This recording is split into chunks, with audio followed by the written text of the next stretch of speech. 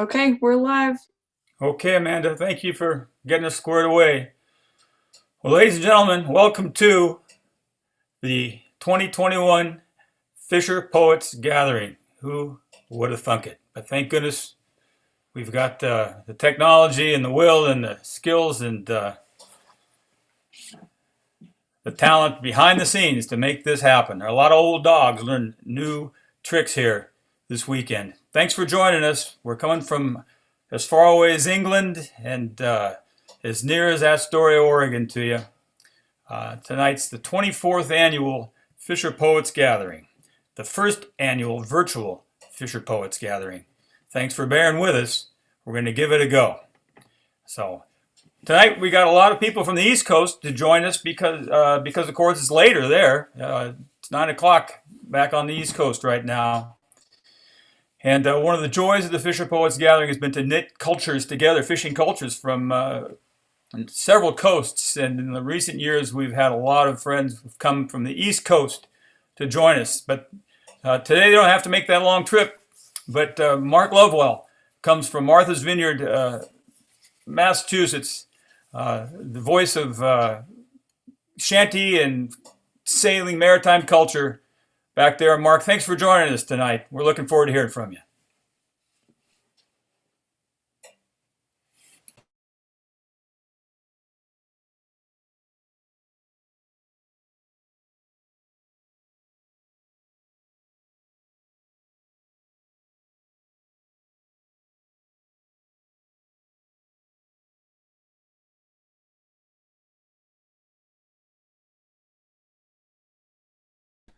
There we go. Everybody okay here?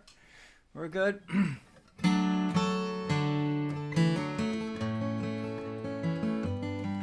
I want you all to know that this is an honor for me to be the start of the Fisher Poets Gathering.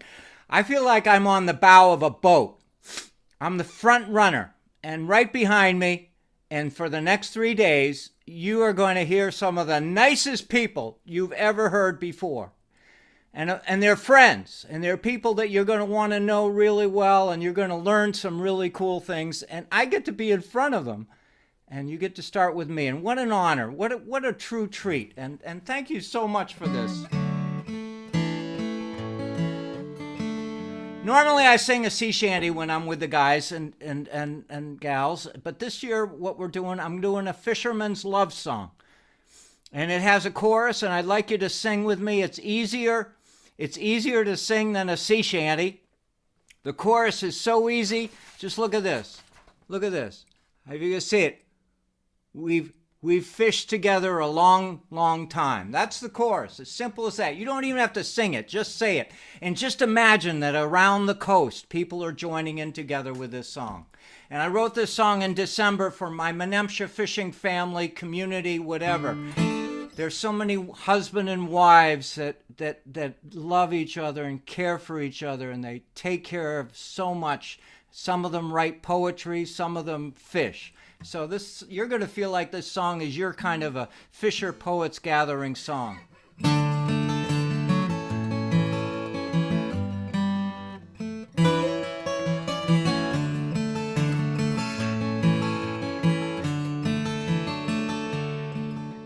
The fire burns bright in the farmhouse, fireplace closing the logbook. You start to sing. Fishing boats are iced in, snow outside calls me. It's a red, late afternoon, I hear a church bell ring. There's plenty of good reason to hold this candle up high. It's a way to light our night. We've fished together for a long old time. We've fished together for a long, long time. It's icicle season, tree branches are hanging.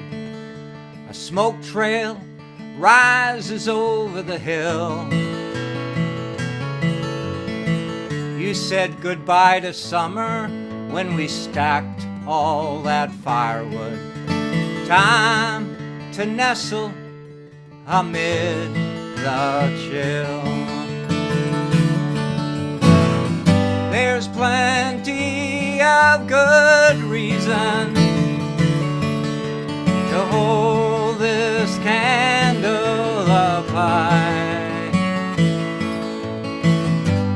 It's a way to light our night. We've sailed together for a long old time.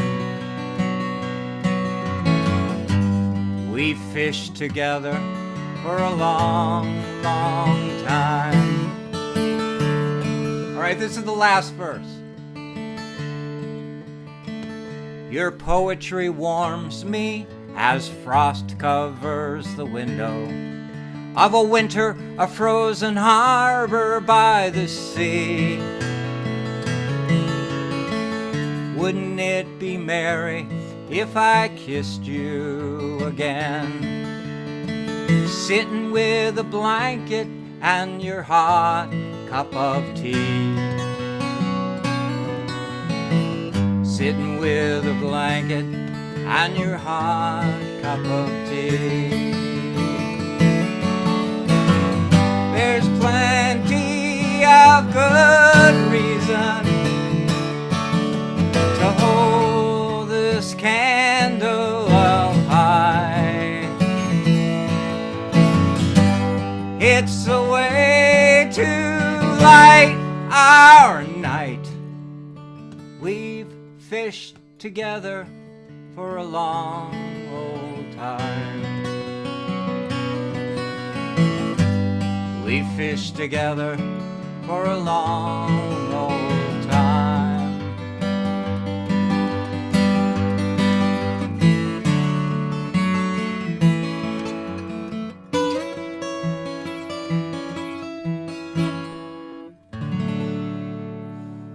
Thank you, everyone. Nice to see you all.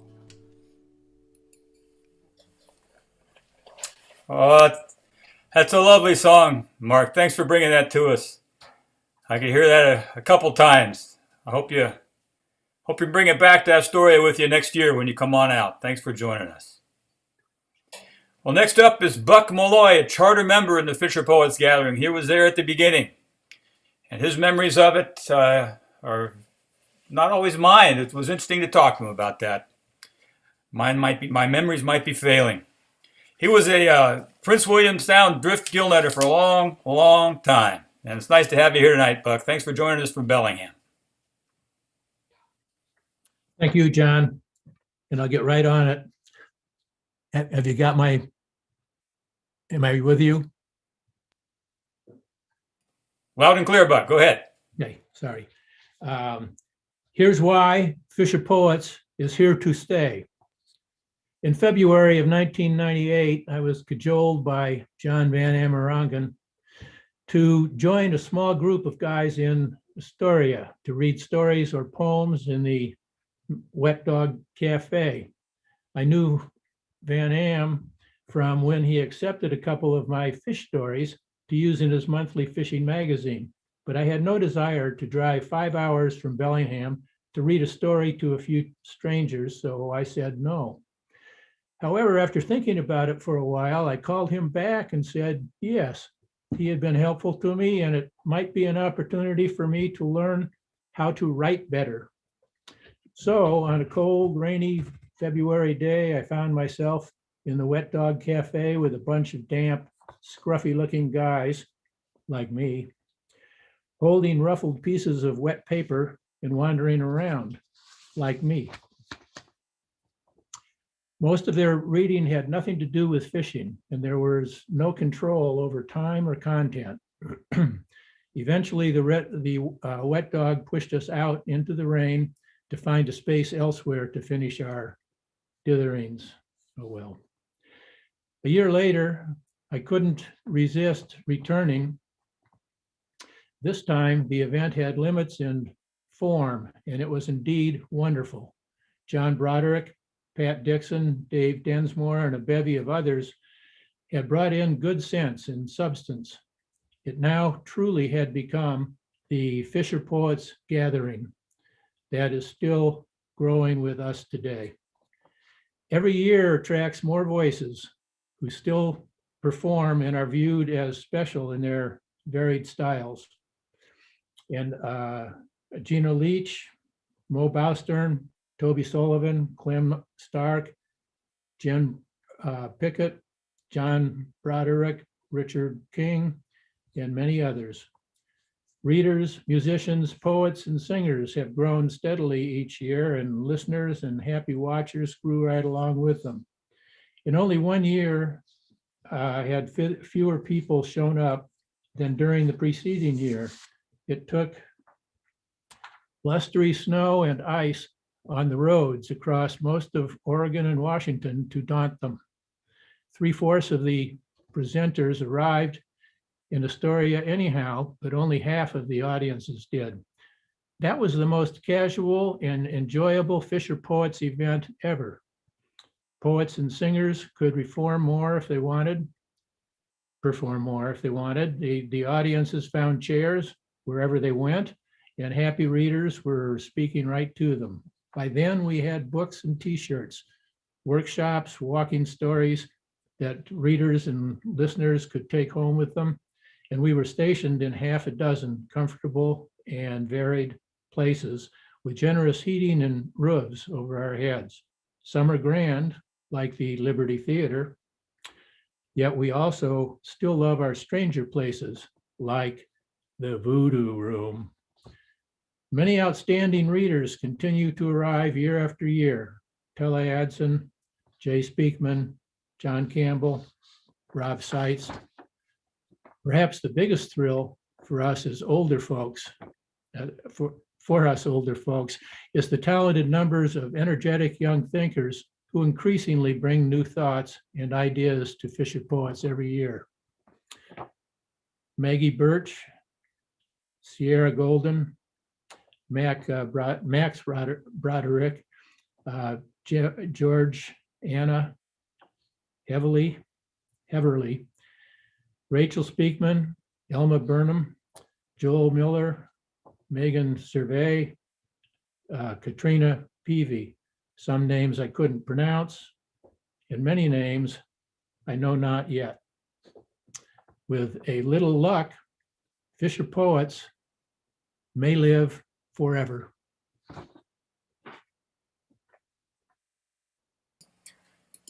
The end. Oh, good, Buck.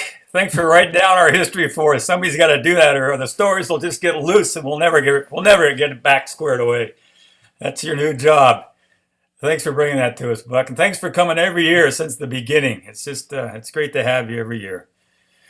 Well, next up, we've got clear from Manhattan. I think he's in New York, and I believe it's Manhattan. I did a little Google search on him, and Ken Samuelson got there somehow. I don't know how he got the Manhattan from Southeast Alaska, but we're glad he's here with us tonight. Thanks for coming, Ken. You're welcome. Yes, it's my pleasure. This is a great event. This is my wife, Marilyn. She's going to sing harmony.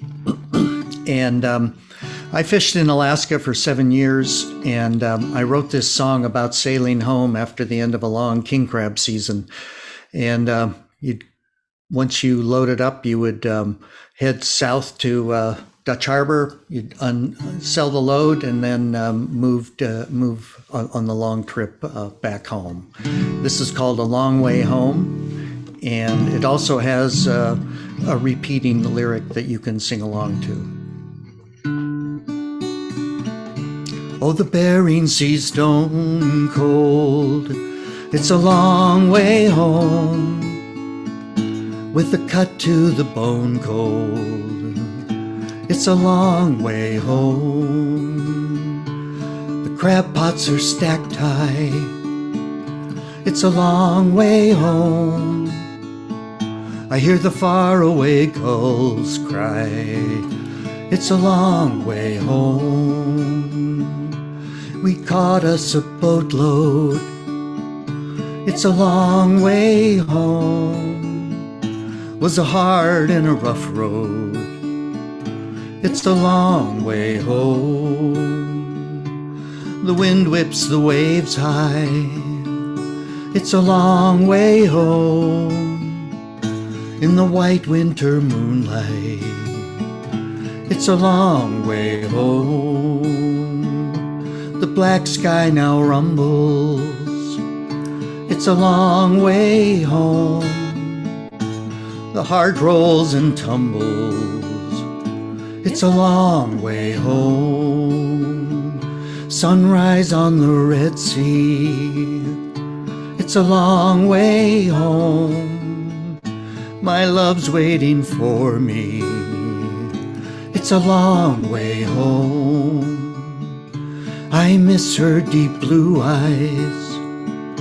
It's a long way home, in her arms in the sunrise. It's a long way home, it's a long way home, it's a long way home. We're going to sing another short song, and this one is called the Seasick Blues Waltz. And I was usually the first one to get sick first one to get sick and the last one to get well on any fishing boat I was ever on. Day one, I would deal with it. Day two, I was worried that it was going to kill me. And day three was the hallucination phase, when I thought I actually wanted to be killed. So I got a little wardrobe change here, and off we go. The wind is a-wailing its sad tale of woe. My stomach recoils and tells me heave-ho. Up out of the forecastle and onto the deck, I stumble and groan at what's coming next. Seems like I'm losing another big meal. I fall to my knees and I bark like a seal. My throat, it erupts with a god-awful taste. I then realize the wind's in my face. The wind's in my face. Take me, oh take me away from the sea. These seasick blues are turning me green. Far away from the waves to Astoria town, where the women step lightly upon solid ground. They call me Old Faithful 'cause I spout like a whale. My oilskins are stained with fishes and trails. The gulls, they attack me 'cause I'm looking like bait. I'm stuck in the scupper, flat on my face. The crew, they don't like when I'm taking time off. They say, back on your feet, you gotta gut some more cod. Coil the line, 'cause we're setting more gear. Bait some more hooks, you gotta love your career. You gotta love your career.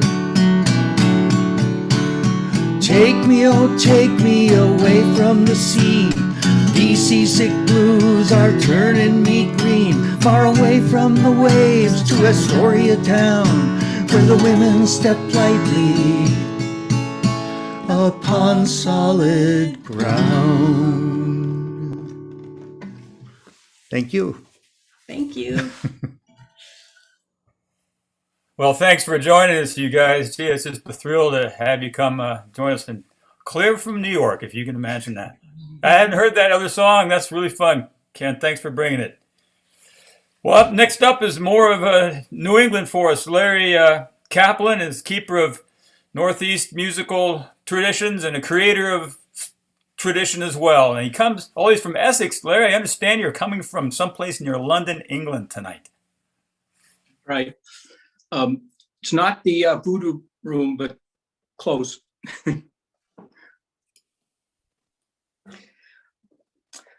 Thanks, John. It's always an honor, pleasure to be part of FisherPoets. this year and all the others as well. So I'm going to sing a song about Gail Huntington, an old friend of mine who lived to be 91 years from the island of Martha's Vineyard, where Mark lives and is from. In his lifetime, Gail was a fisherman, a farmer, a fiddler. He was a town gravedigger for a while and a high school teacher. But most important, he was a collector of music. And one of his students found a log, a sailor's log in the landfill in Vineyard Haven. And in that log were a collection of songs that later became the basis of a book called Songs the Whalemen Sang, which is many people's minds a definitive collection of songs of the sea, but whaling in particular. And that led on to a great career in more collecting and writing. And then posthumously, he published a book called The Gam 21 years later. These collections have found their way all over the world, from East Coast to the West Coast. And the thing that's so important about them is that they're stories. And FisherPoets is really a gathering of storytellers. So it's really an honor to sing this song. I wrote it after a long trip on the vineyard with Gail in his car that had only 2 working cylinders. So this is a song for Gail.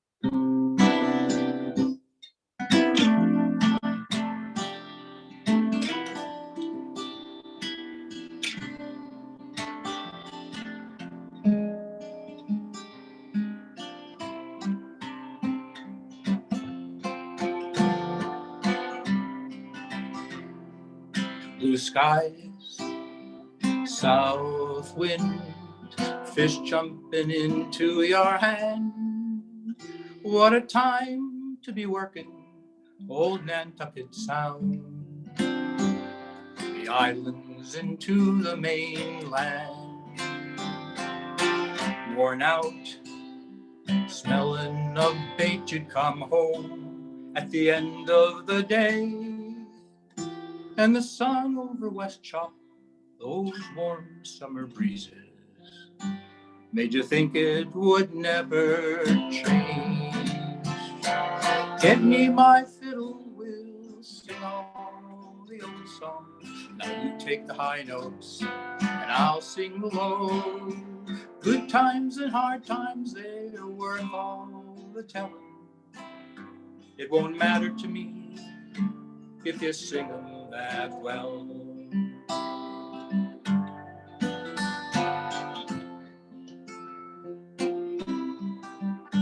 I remember the time when you worked for a living, pushing hard just to get back to shore.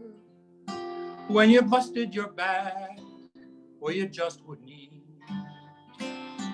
They don't talk much of that anymore.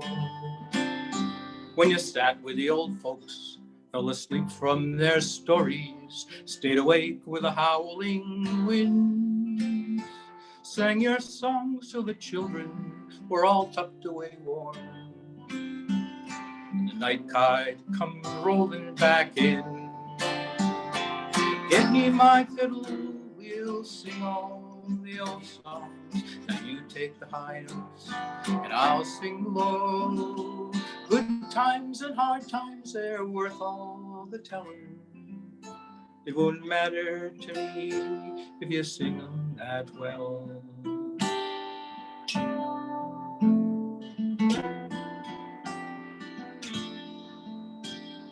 Blue sky, south wind, fish jumping into your hand.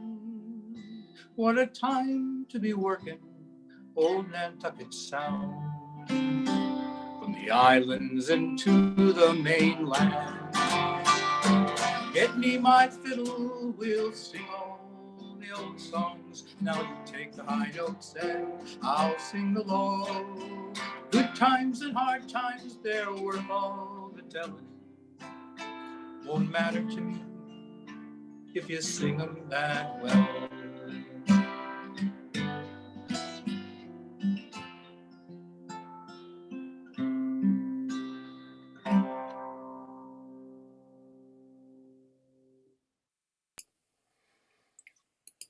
Lovely song, Larry. Lovely song. Thanks for bringing it to us and staying up so late. Go get some sleep. It's Oh, 2 in the I'll morning stay. where you are, I think. I'll stay awake. I'll watch. Thanks. Attaboy. Okay. Thanks for joining us and bringing that lovely song to us. Well, next up we got from Sulphur Springs, Arkansas, I believe, our cross-cultural ambassador from cowboy culture. But I have to tell you, ladies and gentlemen, he's also an experienced Nishigak set netter. So, Ron McDaniel, we're glad you're back. Thank you, John. I miss you and the whole Broderick clan.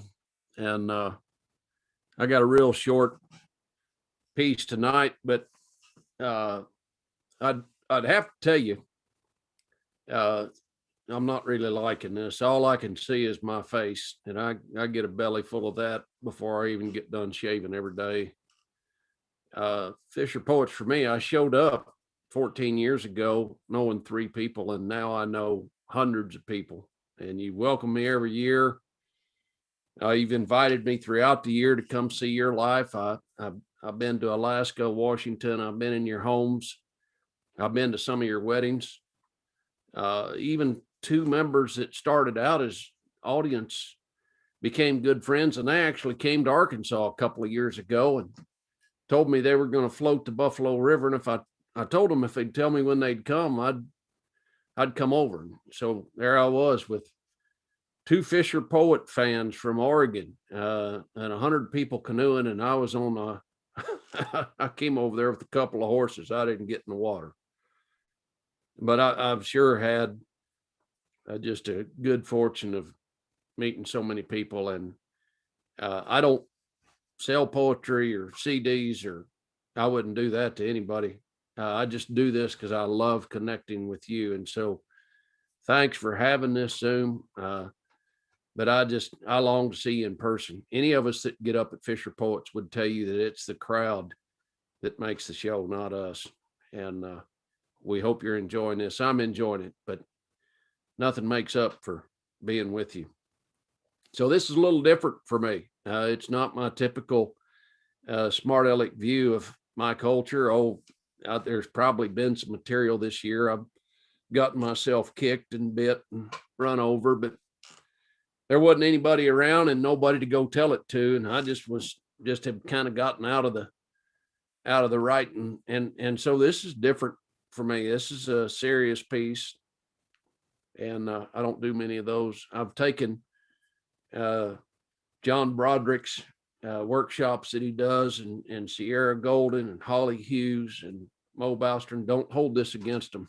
They've tried, but I'm not a serious writer. And I'm going to wrap this up with just a love letter. And I don't write many of these. FisherPoets 2020, the most anticipated event of my year. Being with you all to cry and laugh, to bask in each other's cheer. But none of us knew we were days away from isolation and heartache. That trip to Astoria was be the last trip on a plane that I'd take. We've come to understand the kinship of fishermen and cowboys, the similarity of the life we live, its troubles and joys. But the cows, they don't stop having calves, and the salmon are still going to run. The world still needs someone to feed them. Our work has just got to be done. My feelings are a contradiction of something lost and something found. Who knew that I'd feel turned loose by finding out I was bound? I've never been home this much before, and it's truly been a blessing. It's strengthened our faith in a sovereign God and sure stopped my second guessing. But I dearly miss seeing you and visiting face to face. Human contact, handshakes, and hugs are deep needs that Zoom just can't replace. But the good Lord willing, this isn't permanent. All the isolation, it'll end. And I wish I'd have told you last year in person. So I'll just tell you now, I love you from your cowboy and friend. Thank you. I'll see you next year in Astoria. Well, thanks for joining us. Ron, thanks for bringing a little bit of Arkansas and bringing Cowboy and bringing yourself to us once again. We'll see you next year, maybe even sooner, we hope. Well, closer to home, we got Will Hornyak, one of our favorite storytellers, keeping Pacific Northwest cultures and others alive through story. Will, thanks for being here tonight with us. Good to be here. Thanks, everybody.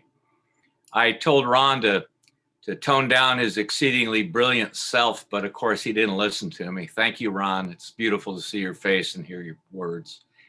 You know, Oregon is the home to all the world's religions. We have Buddhists and Hindus and Muslims and Christians and Jews and practitioners of Native American spirituality too. But the original religion of our state, Oregon, was fishing. That's right. It is the original faith-based activity. And here's a little poem in honor of our spiritual roots called The Temple of the Trout. It was an early Sunday morning, one of those priceless jewels of spring, and I was headed out the back door for church when I heard the strangest thing. It came from a corner of my deck beneath the roof overhang where my fishing gear is kept, and it sounded like the moaning of some dying soul, but all that stood before me was my waiter's creel and fishing pole. But then these words came right from it, and this I'll swear to God. Will, have you got a moment? It's me, your fishing rod. I know it's Sunday morning, time for church, and that's where you're headed out, but I'm thinking today we could worship at the Temple of the Trout. There'll be a choir up there of rippling waters, a little altar of earth and stone, and all gathered beneath the spire of fir and cedar, the greatest cathedral ever known. And you being raised a Catholic, I know you got to kneel and pray and fast. We could do all three today at the High Clackamas. Well, I stood there in shock because I know a fishing rod can't talk. And I'm thinking this is my imagination, somebody's practical joke, but up again, the trout rod spoke. Well, even Jesus Christ was a fisherman, and I think it was a sign. Most of his disciples worked with boats and hooks and nets and lines. And when it come time for them to feed the multitudes, did they argue over the dish? No, they just said, we'll get some bread and serve fish. Well, on and on this trout rod rambled, and I stood there in a trance, and then realized as if by magic I had changed my shirt and shoes and pants. I grabbed my rod and my creel, threw them in the truck along with my waders. About 15 minutes passed and I was east of Estacada. But not as a man ignoring his duties, not just a bum gone fishing, more like a monk, a priest, a druid on a celestial mission. And in a pious, devoted way, I parked my rig and ambled in meditation to the river and solemnly affixed a worm to my hook beneath the eyes of the forgiver. And I pulled back the pole, casted out my line, but I prayed, with this worm, thy will be done, Lord, not mine.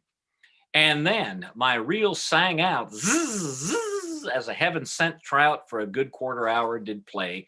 But then he drifted on down into the whitewater spray. So I waded right in up to my knees, waist, almost up to my chin, because I knew if the fish hit the rocks, he'd get free. But that's when my line suddenly went slack and that fish doubled back and now come headed right for me. Well, I turned and I ran towards the bank, but I slipped on a mossy rock and I sank.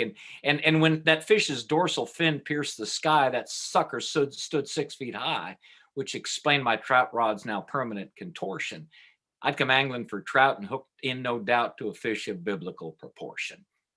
Well, I slipped on a mossy rock and I sank, and that fish come up underneath me and swallowed me down hook, line, sinker, and pole. And I screamed, get me out, get me out, get me out, save my soul. I hollered and hollered, and the fish just swallowed and swallowed. But it was way down there in a dark fish belly that a white light did surround me. And this is the moment that has since changed my life. For there, standing around me were my friends and family, and kneeling beside me was my wife. And the fish had just disappeared along with my waiter's creel and other gear. And as my eyes slowly round me did search, I noticed with alarm 4 men pinning down my legs and arms, and that's when I realized I'm in church. And as my wife later explained, I'd kept the congregation quite entertained when from a deep slumber I cried, get me out, get me out, get me out. But the laughter soon faltered as I dragged the ushers kicking and screaming back and forth from the altar, mistaken on my guess for that trout. It took a quarter hour before they had me fully overpowered, and by then not just a little damage had I done. I kicked down the pews and I cursed as I hollered. I tore the shirts off the ushers' backs and the ties right out of their collars. But as I was leaving church that day, our priest just looked at me and said, "Son, the Lord is a great forgiver, and your friends as well.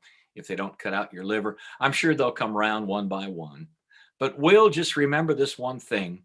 Whenever you're tempted on these beautiful Sunday mornings of spring by the bass, the salmon, the steelhead, the sturgeon, even the lowly little perch, remember the Lord can everywhere be found, in every rock and tree and square inch of ground. And so, son, seek him there and keep out of my church." And that's the Temple of the Trout. Thanks for listening, everybody. And thanks especially to all the volunteers and helpers who have kept this Fisher Poets boat afloat this past year. Thanks so much. Well, thank you, Will. Thanks for bringing that story to us. Church might seem a little different next time we show up to ourselves if we doze off. So, good. Well, next up we got Hobe Kytr. Hobe's also a charter member of the Fisher Poets Gathering, one of the first guys we called when we had the idea in the first place. He knows more about fishing history and the history of the Lower Columbia than the rest of the Fisher Poets put together. A real advocate for commercial fishermen on the river, and my favorite banjo player. Thanks, Hobe, for joining us tonight. It's my pleasure to be here. I wish we could all be together, but it is what it is. This is our COVID careful virtual edition, and we're lucky to have it. And thanks to Amanda Gladix for shepherding us through this process. We certainly need her technical skills. This is a song about seal hunting, back when hunting seals was not only legal, it was considered necessary. The Oregon Fish Commission for many years sponsored bounties on seal scalps to protect the value of the Columbia River fishery. Bill Pustonen was one such bounty hunter, and his boat was a double-end bow picker with a Rube Goldberg cabin. It was called the Gray Ghost.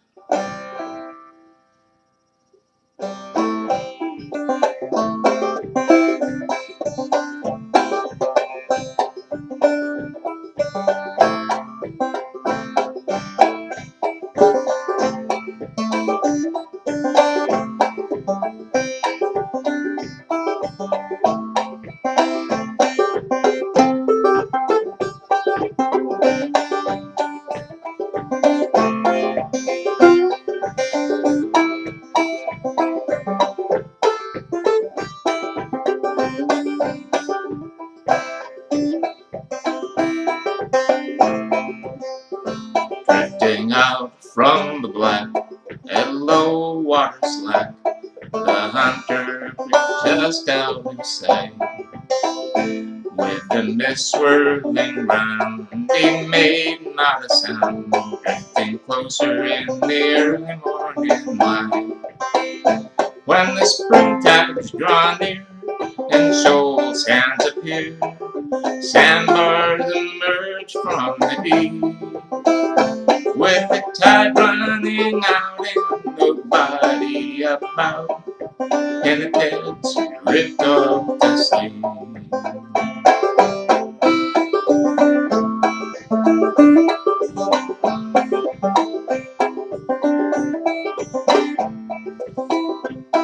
The rifle goes crack at low water slack. The engine turns over and starts. The panic begins, all flippers and fins, as bellowing loudly they are. When the Gray Ghost came round, they all knew that sound. It's a lesson every seal learned. Though predators they were, they had to beware when the bounty hunter returned.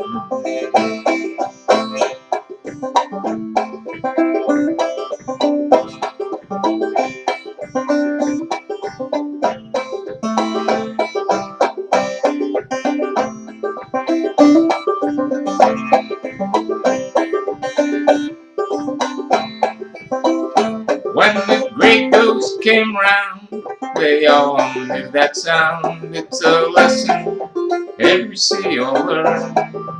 The predators they were, they had to beware when the bounty hunter returned.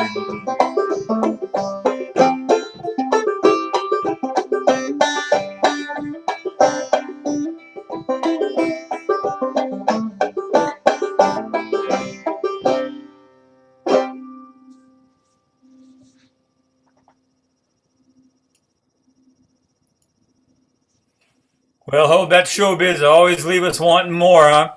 It's a lovely song. Thanks so much. I got that lovely melody on my mind and had it for days. I'm looking forward to learning how to play it myself. Thanks for giving us a new one this year. You're welcome. Well, next up is Jon Van Amerongen, who comes to us from Vashon Island. You need to know that Jon is the former editor of Alaska Fisherman's Journal and really the creative imagination behind the FisherPoets gathering in the first place, because years ago it was the Alaska Fisherman's Journal, unlike any other industry magazine I know of, was publishing poetry by commercial fishermen, and that's where we found our first mailing list and where we got our first FisherPoets. It's one of our favorite singer-songwriters, and we haven't seen him in a while, so we're glad to see you here tonight, Jon. Thanks for joining us. Hey, Jon, I'm proud to be here. Hope y'all can hear me. This song goes out to Matt and Kathy Peavy in Craig, Alaska.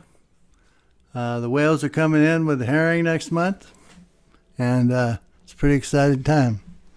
This song about a badass troller, a very badass troller. You can help me out. When I say hell on fish, you just say hell on fish. Well, he came up to Alaska on a Harley from L.A., bought a troller in Craig. The very next day, picked a puller up at Ruth Ann's. Man, she was a dish. Hit the drag at dawn. They started killing fish. He's wearing black leather rain gear, got an earring, a tattoo too.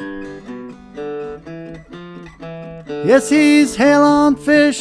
He'll be cleaning out a drag near you. Your part's coming up now. Well, he's hell on fish. He's hell on fish. Yes, he's hell on fish. He's hell on fish. He's hell on fish. Now he's hell on fish. He'll be cleaning out a drag near you. He don't need no radar. He don't need no scope. Don't need no charts. He ain't no dope. He's got his mojo working. Don't need no books. Just a spool of nylon reader and a box full of hooks. He's wearing black leather rain gear, got an earring, a tattoo too. Yes, he's hell on fish. He'll be cleaning out a drag near you. He gets his hoochies from Gucci's and it's understood. Smelly jelly from Fredericks of Hollywood. He's got a golden leg gaffle, a diamond on the tip. There ain't a salmon in Alaska he can't stick. He's wearing black leather rain gear, got an earring, a tattoo too. Well, he's hell on fish. He'll be cleaning out a drag. Hell on fish, he'll be cleaning out your drag. Hell on fish, he'll be cleaning out a drag near you.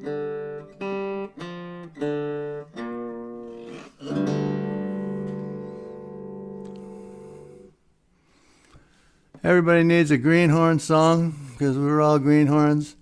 This is the greenhorn song.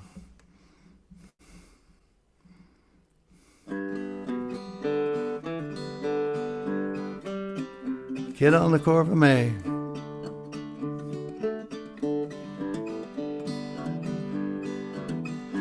Now when he hopped off the ferry in Ketchikan, he was fresh as a little pup. Waltzed on into the sourdough. Us boys at the bar looked up. Now here's a kid from Ballard. Oh, he'd come a long, long way to fill his wish and kill some fish on the dock by the Corva May. Well, his cheeks were pale and shaven, his long hair long and straight. Didn't smoke or chew no snooze at all, he didn't talk much while we ate. He didn't cuss or fart, he couldn't read a chart. Real greenhorn, you could say. But his back had muscle, so I guessed he could hustle a job on the Corva May. And I took him on down to the Tongass, fixed him up real good. I bought him a pair of Frisco jeans, a set of oilskins with a hood, to keep them jellyfish out of his neck, piling web and corks all day, when the big ones dropped from the power block to the deck of the Corva May. Then we gave him the bunk in the engine room, with his head right next to the Jimmy. When he sat at the galley table, hell, all them coffee cups would shimmy, till his third piece of bacon when he finally quit shaking and the trembling went away. But he never did whine, he was doing just fine, that kid on the Corva May.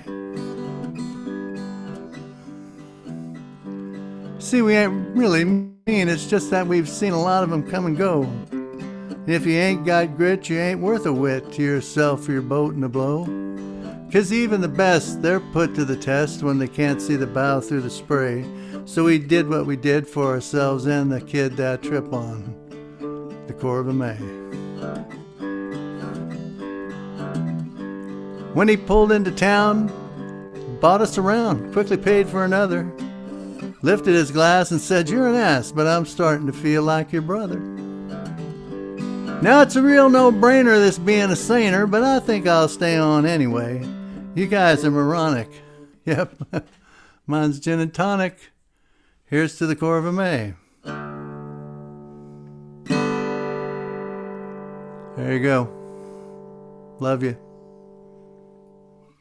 Yeah, we love you too there, John. Thanks for joining us again. It's been too long, so I'm glad we have occasion to have you there. Well, I don't know anybody who has more of his songs sung routinely in galleys and setnet shacks around the Gulf of Alaska and beyond than Van Am. So thanks for bringing a couple of our favorites tonight. That's my So Carnegie. Jeff Stonehill, veteran Alaskan fisherman, here from Seattle, not so far away, but he's got stories from a long ways away. Another of our favorite regulars. Jeff, thanks for joining us again tonight. Well, thank you, John. Okay, this is a weird year.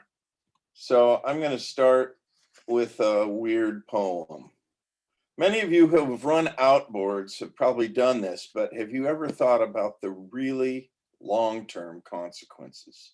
It's called prop nut. Numb fingers drop the prop nut.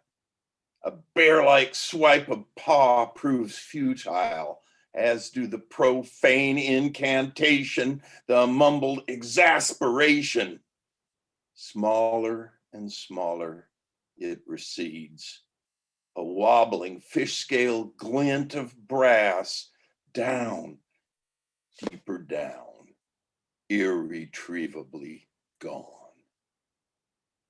Millions of years of dead krill and stardust will layer in upon it where it sleeps on the bottom, entombed like the tooth of some industrial ichthyosaur.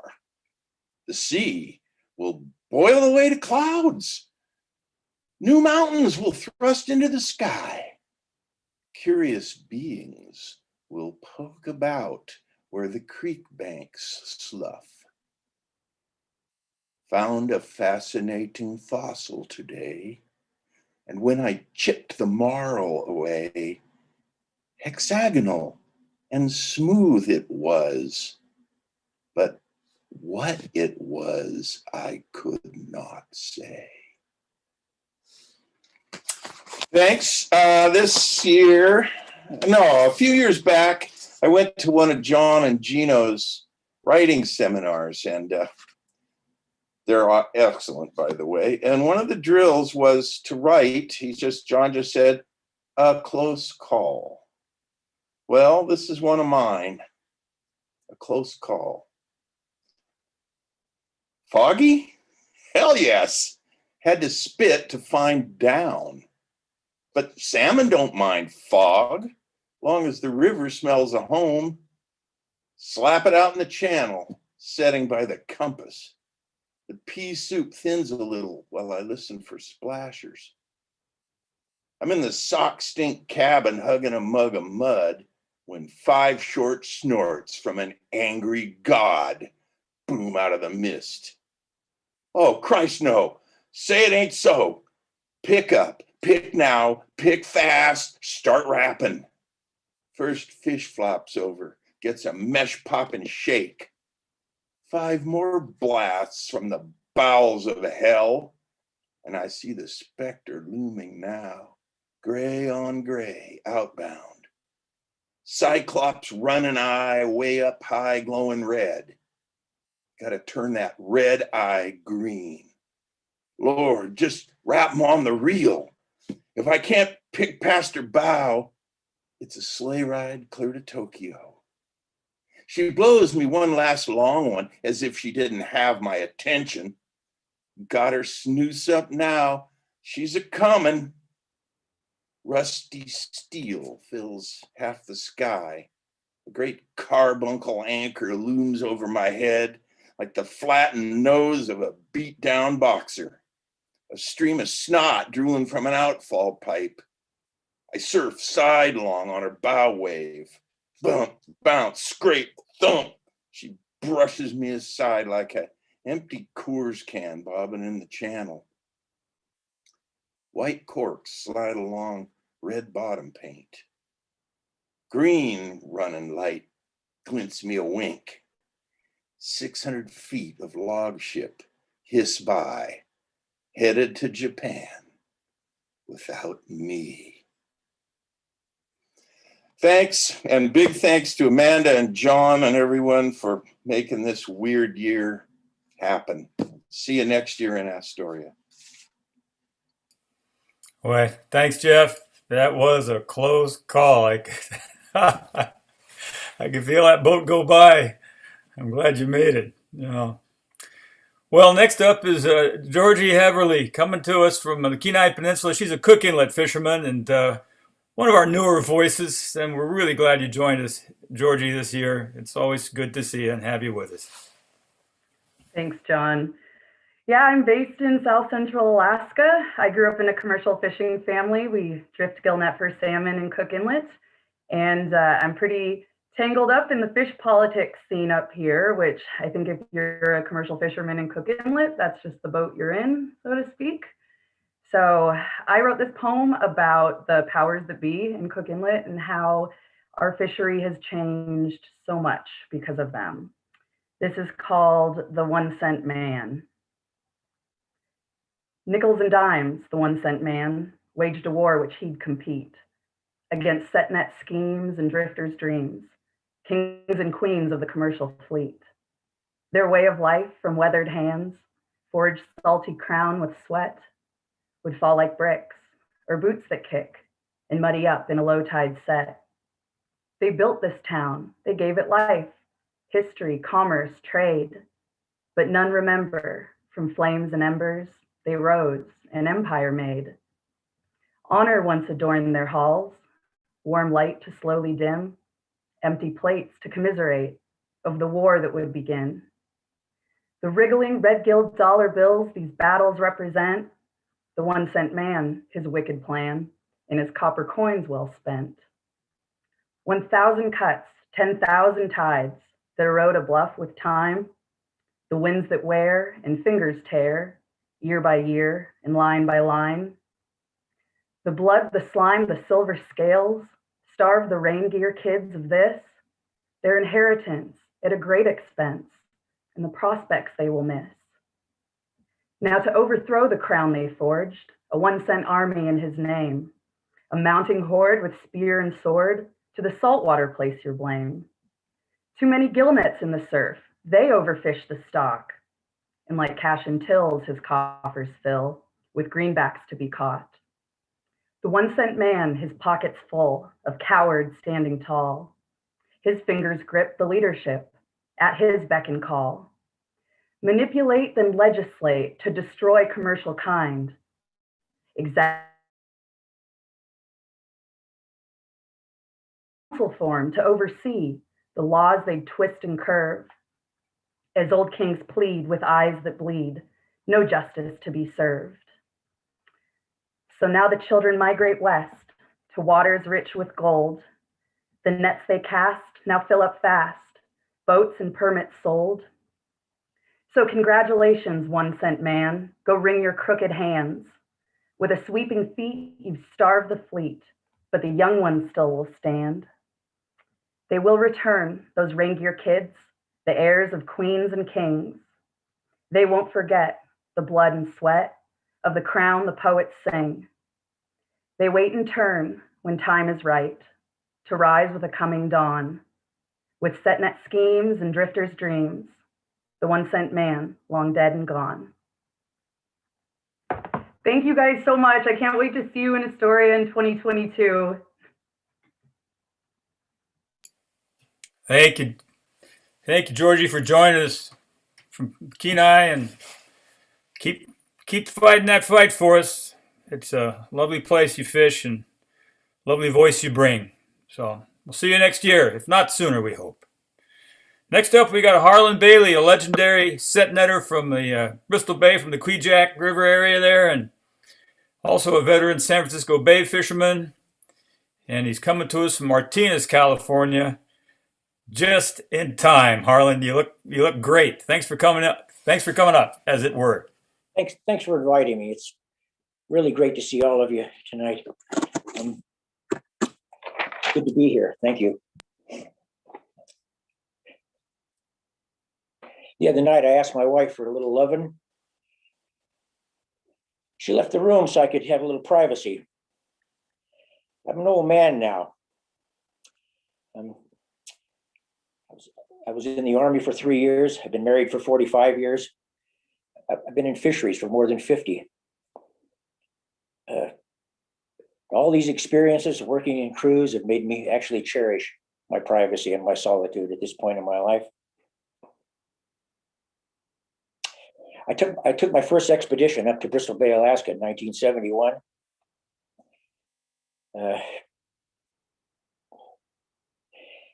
Of all the fishing trips in my life, every fishing trip was some kind of an expedition. We staged this trip out of Naknek, Alaska, the old Nelbro Packing Company. We had old wooden boats in those days, so we had to do a lot of work, painting and scraping and caulking and beside hanging gear. And in a week or so, we were out. We were out to sea.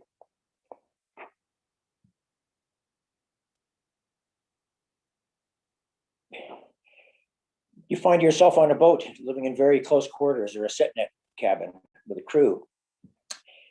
And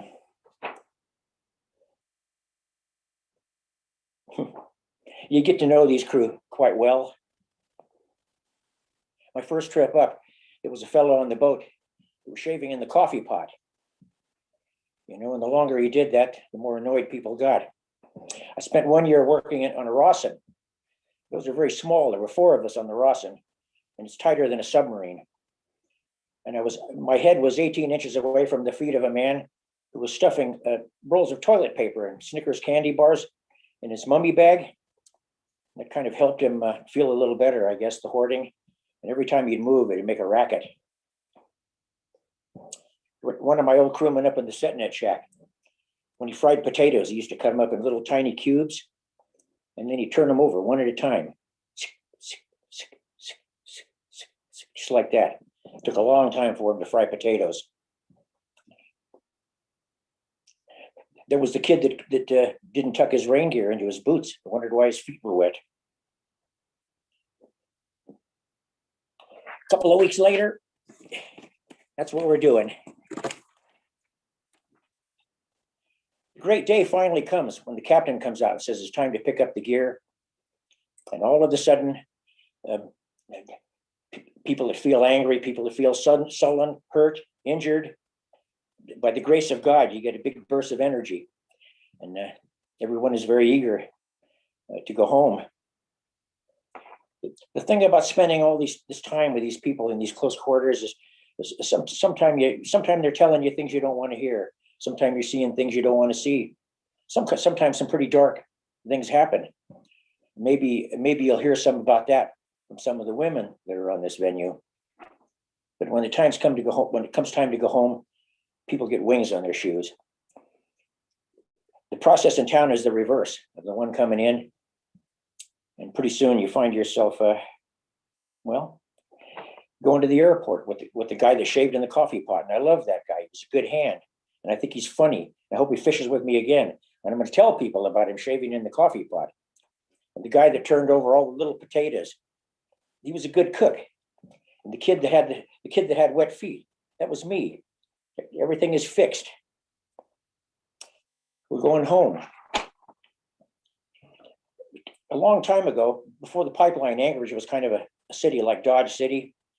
Everybody was cowboys. They went into Anchorage. They funneled through Anchorage from all these fishing operations, from mining operations, construction, all kind of things. When they got to Anchorage, they were like cowboys. They had money in their pockets, steam to let off. Some years ago, I'm at King Salmon Airport. This is not too long after they took down the little log cabin terminal, put up a new building. And I'm standing in there in line with a bunch of people with our duffel bags and our ice chests. And people are yammering about going to Anchorage, and we're going to, spend the weekend there, spend some time in Anchorage. I go to the men's room for a little respite and go down to the end stall by the wall. And I don't know, I sit down and relax for a few minutes. This is the first time I've been alone in 2 months. I'm thinking, I've work to do at home, work that I don't want to do. Who am I going to be when I get there? Now, when I was a young man, I never much believed in scripture, but I turned around and read the wall anyway. You know what it said? It said, for a good time, go home. That's it, folks. For a good time, go home. Thank you, John. Oh, and I have to add, words of the famous poet. The poor must take their pleasures raw. They haven't time to cook it. Thank you very much, John. Harlan,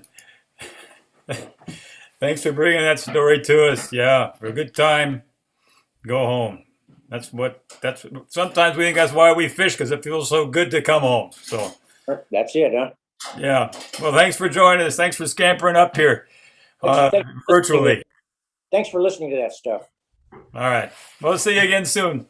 I hope so.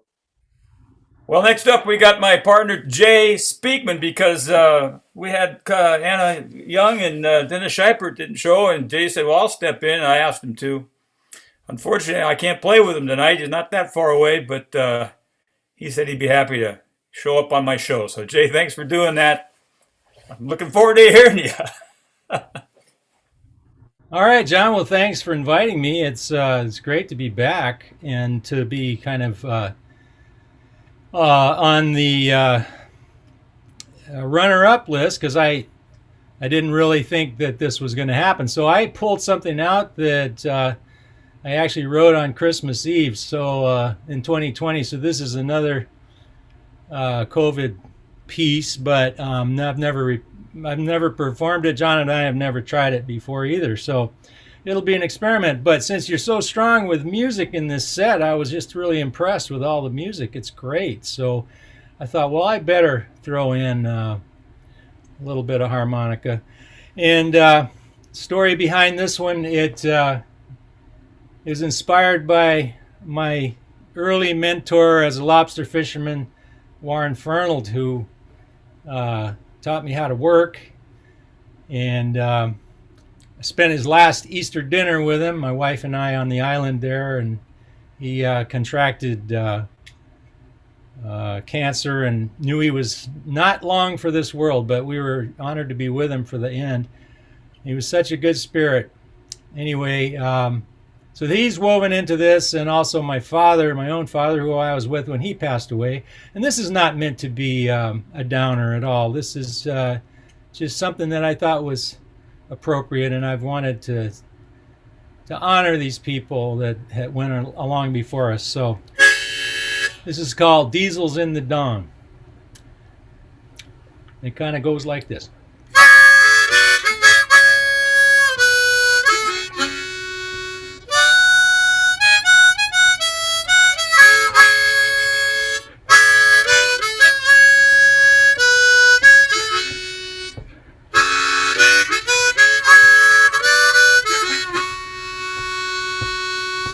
lying in the infirmary, demons in my head.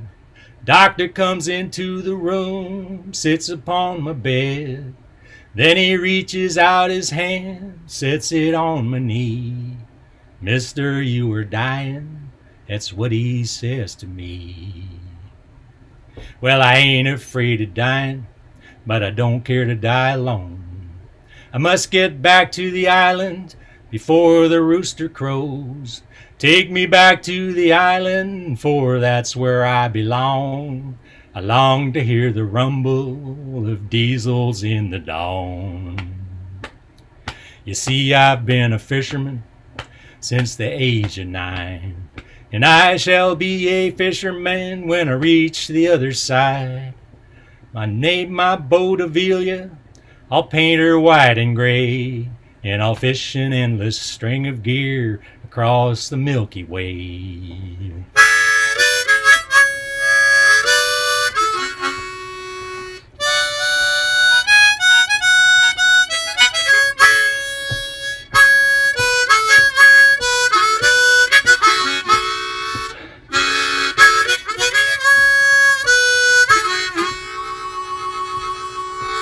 When I was nearly 20, I thrived on the steady grind. I fished Lad Shoal and the muddy reefs, my boat was the finest kind. 4:30 in the morning, I was up and out of bed. You could always hear me coming down past Bunker's Head. So take me back to the island, diamond in a cobalt sea. Take me back to the island, for that's where I long to be. 4:30 in the morning, to hear the morning song, and listen to the rumble of diesels in the dawn. Now you tell me, doctor, and tell it to me straight. How much time have I got left? The hour is growing late. He answers, what you're asking me is not for me to know. I suggest it's time to make your peace. With that he turns to go. As the doctor leaves the room, the ceiling lifts away. I find myself transported out over Frenchman Bay. Back to the island kitchen, back to my hickory chair. A fire in the wood stove, the family is asleep upstairs. 4:30 in the morning, before the rooster crows. Just one more cup of coffee, here by the old wood stove. I see the lights of the harbor, down on the co-op float. Someone starts a diesel, out aboard the boat. So meet me down to the harbor, just like we done before. Looks to me like a pretty good chance we'll put to sea once more. Just one more cup of coffee, I'll be coming right along. Let me sit here for a spell to hear that morning song.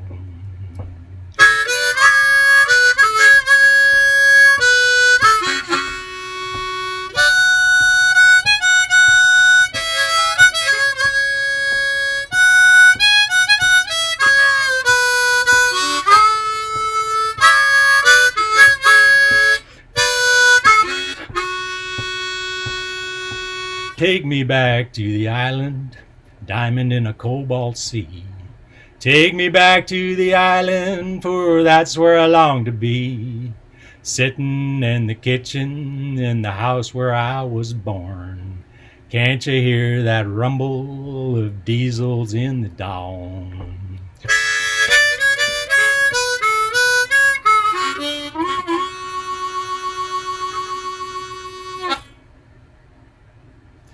Thank you. Thanks for having me, John. Glad to be back. Oh, Jay, you're pretty good. It's you're kind of a hard act to follow. Well, we're all hard acts to follow tonight. Well, nobody has to follow this one. I'll finish it up tonight. Thanks for stepping in, Jay. It's nice to hear you. I haven't heard that before. That's terrific. Thank you. Thank you. Maybe let me play on it next time. Yeah, if we can get back together, let's do that. Yeah. So we can figure it out. Out on the porch sometime. All right. Thanks for being here.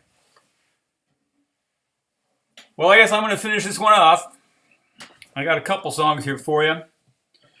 And it won't take too much time. Folks, thanks so much for being timely and getting your stuff done. And Amanda and Jamie for being the stage managers. You can't see them, but they're making everything run smoothly and have been very encouraging to us as we've been learning how to do this Zoom thing lately. So I got a couple recent songs. They're not new, but they seem to be pretty appropriate. But if they were the only two songs I ever sang, you'd never think we ever caught much fish, but we've caught some. This one came out last year and just in time, and we're still doing it. We're still waiting for the tide to change. It goes like this. I think so. Well, the bay was flat. The night was noir. They were doing about 30 when they hit the bar. Now they're waiting for the tide to change. You can push, you can pull for all your worth, but that's why they call the planet Earth. Sometimes you gotta wait for the tide to change. So they sit on the mud while the sun and the moon drag the water away, but it'll be back soon. Meanwhile, they're waiting for the tide to change. Somewhere fish are going by.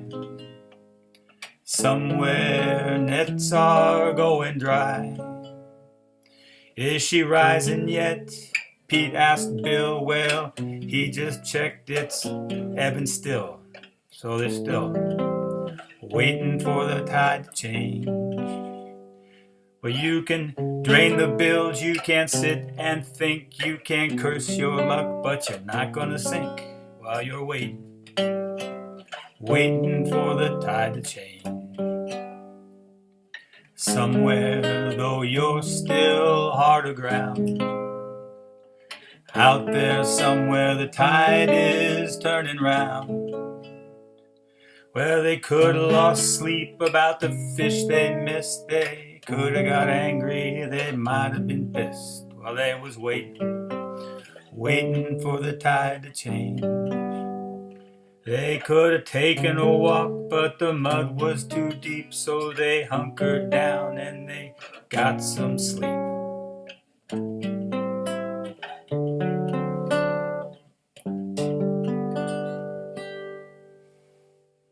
Now, we've done that before. And then here's another one. It's nice to be with everybody again tonight, and it's that's the main thing, getting back together after for a good time, go home. This is about that kind of thing.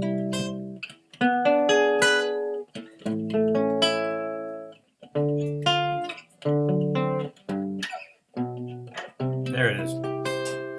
Everybody's gonna miss fish sometime. Everybody's gonna wrap gear in the wheel. Everybody's scratched his head, wondered why the engine's dead. Everybody's had the short end of a deal. Everybody's gonna miss fish sometime. Everybody sometime goes aground. Everybody's anchor's dry. Everybody's missed a jag. Everybody's had a friend who's drowned.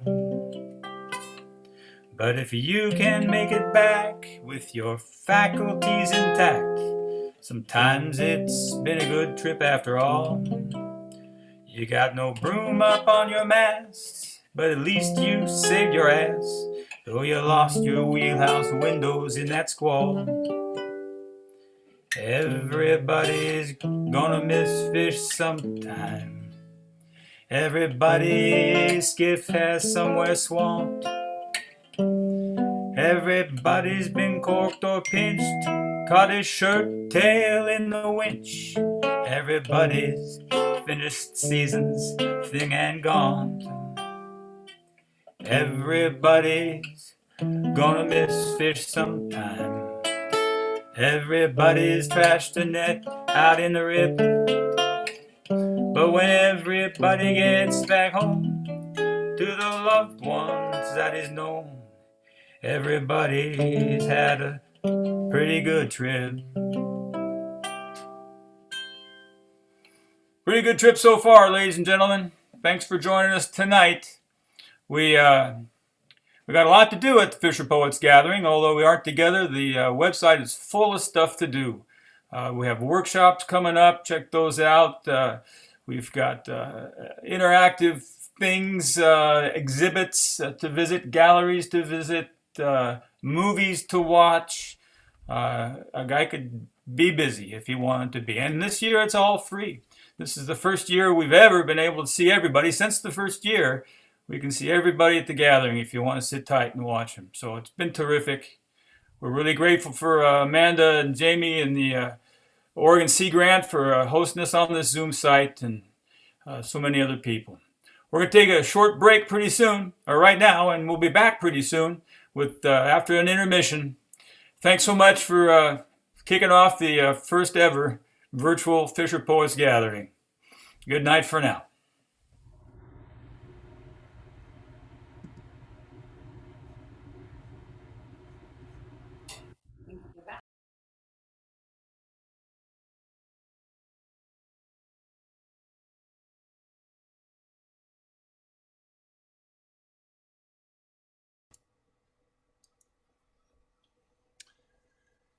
Greetings. My name is Peter Munro. I'm going to be your MC tonight for the second set at Fisher Poets Gathering 2021, our Thursday night show. So welcome, everybody. I'm glad you're here. Fisher Poets Gathering has happened annually since 1998. This year, due to the plague, we're doing it online. The bad part of that is we miss seeing you, the audience, and we miss seeing each other, the performers. The good part is we do not have simultaneous shows, so we get to see all the artists who've come to perform. Before we get going, I invite you to visit www.fisherpoets.org to find out what else is happening at this year's gathering. There's a lot going on in addition to the evening performances. There are going to be some great workshops scheduled for Saturday, and you can find out at the website how to sign up for those. There are visual arts events going on, and you can find films and further performances from Fisher Poets that you'll be hearing tonight and Friday and Saturday.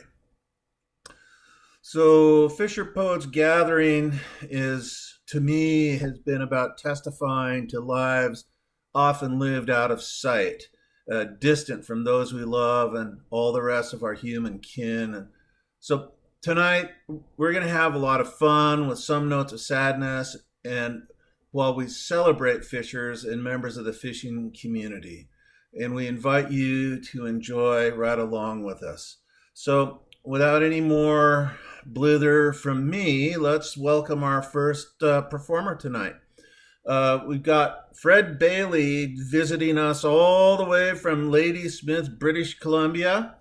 And I figured this out in consultation with Fred. Fred is an offshore hippie sailor. He's also been a tug deckhand, a commercial fisherman, and he's just an awesome storyteller.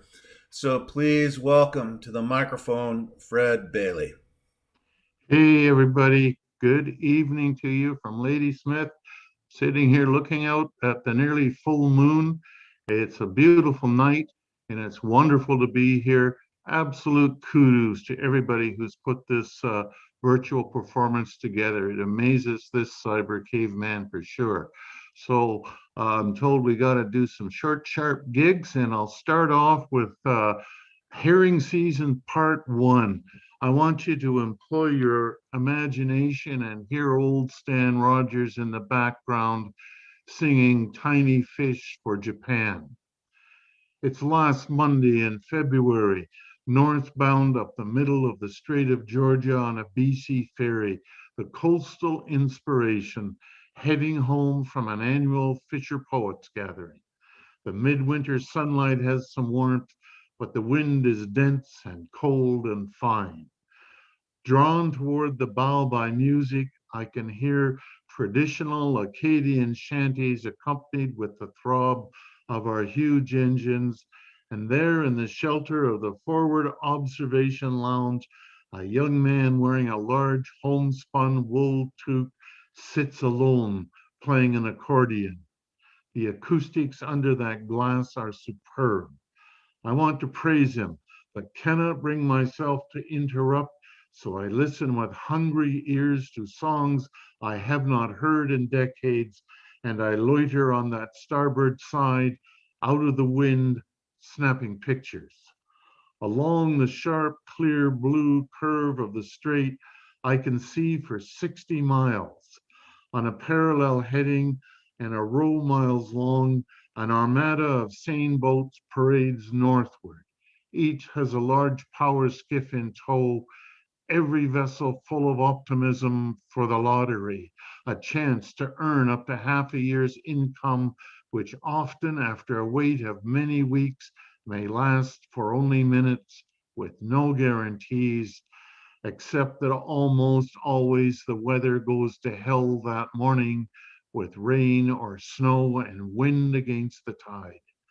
Today, in the easy sunlight, there is an occasional glint reflected from a rolling boat's wheelhouse window, a white wake spreading out behind the fleet.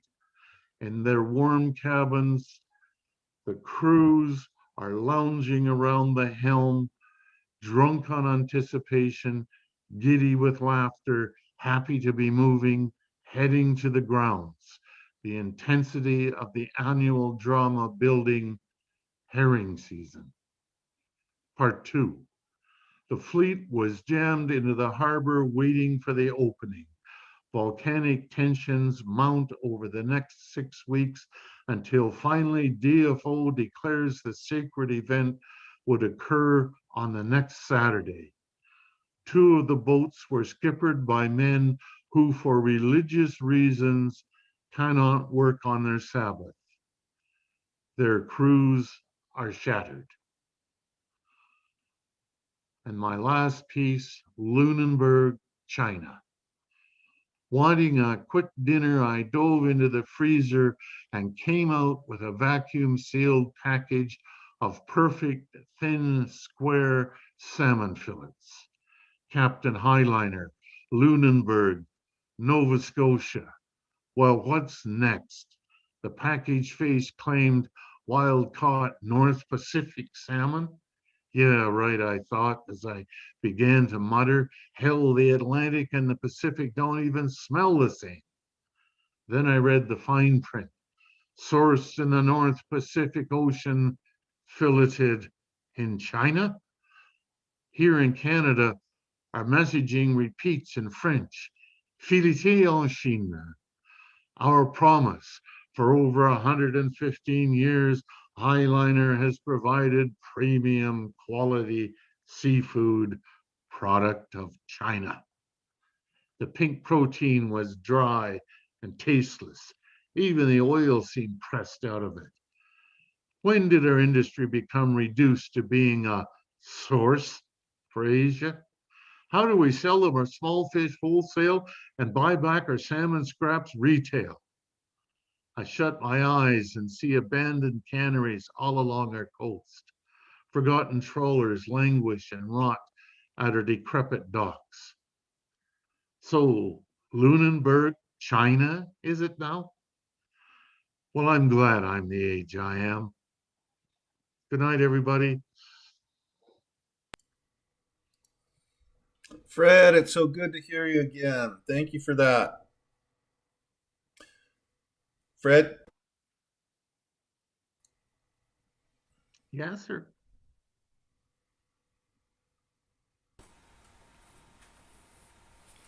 Okay, Fred, thank you very much. I Hurry,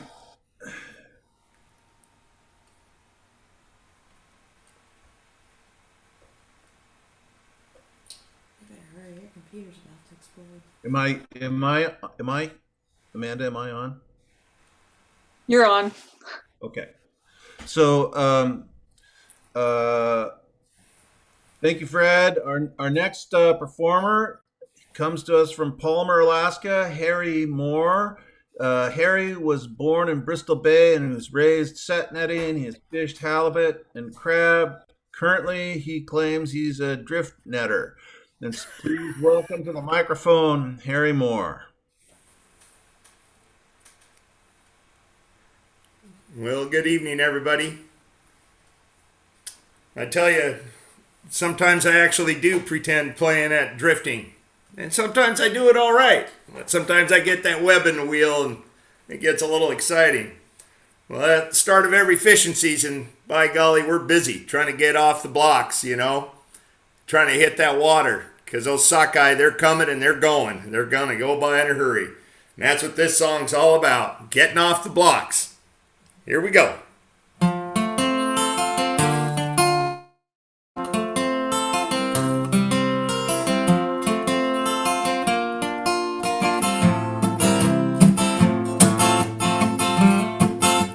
Start with one, and then there's two. Get three finished, but more is due. I gotta get off these blocks. I gotta hit the dock. You come here late, you come here early. Well, it don't matter, you're in a hurry. I try to get it done in time to catch them fish this tide. Gotta get off these blocks, we gotta hit the dock. Gotta get off the blocks, we gotta hit the dock. St. Elmo had frames to do, now they didn't know there was more than two. And 12 frames later, what do you know? The boys will make the show. Dave on the Caroline, now that engine it was mighty fine. Oh, we put it in, but it smokes a lot. I gotta get off these blocks. I gotta get off the blocks. I gotta hit the dock. Gotta get off the blocks. I gotta hit the dock.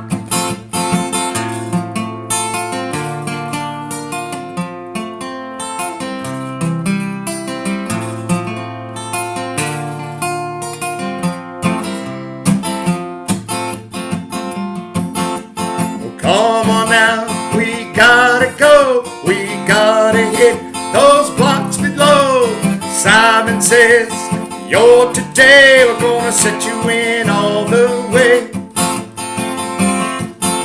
It's a falling tide and it's running hard. Now we're bouncing across the bar. We toss the ball, now we fight for our show. It's time to let her go. We're off the blocks. We're off the blocks. We're off the blocks. We're off the blocks. We're off the blocks. We're off the blocks. We're off the blocks, and now it's time to make her pay. Well, we gotta get off these blocks, we gotta hit the dock. Gotta get off these blocks, we gotta hit the dock.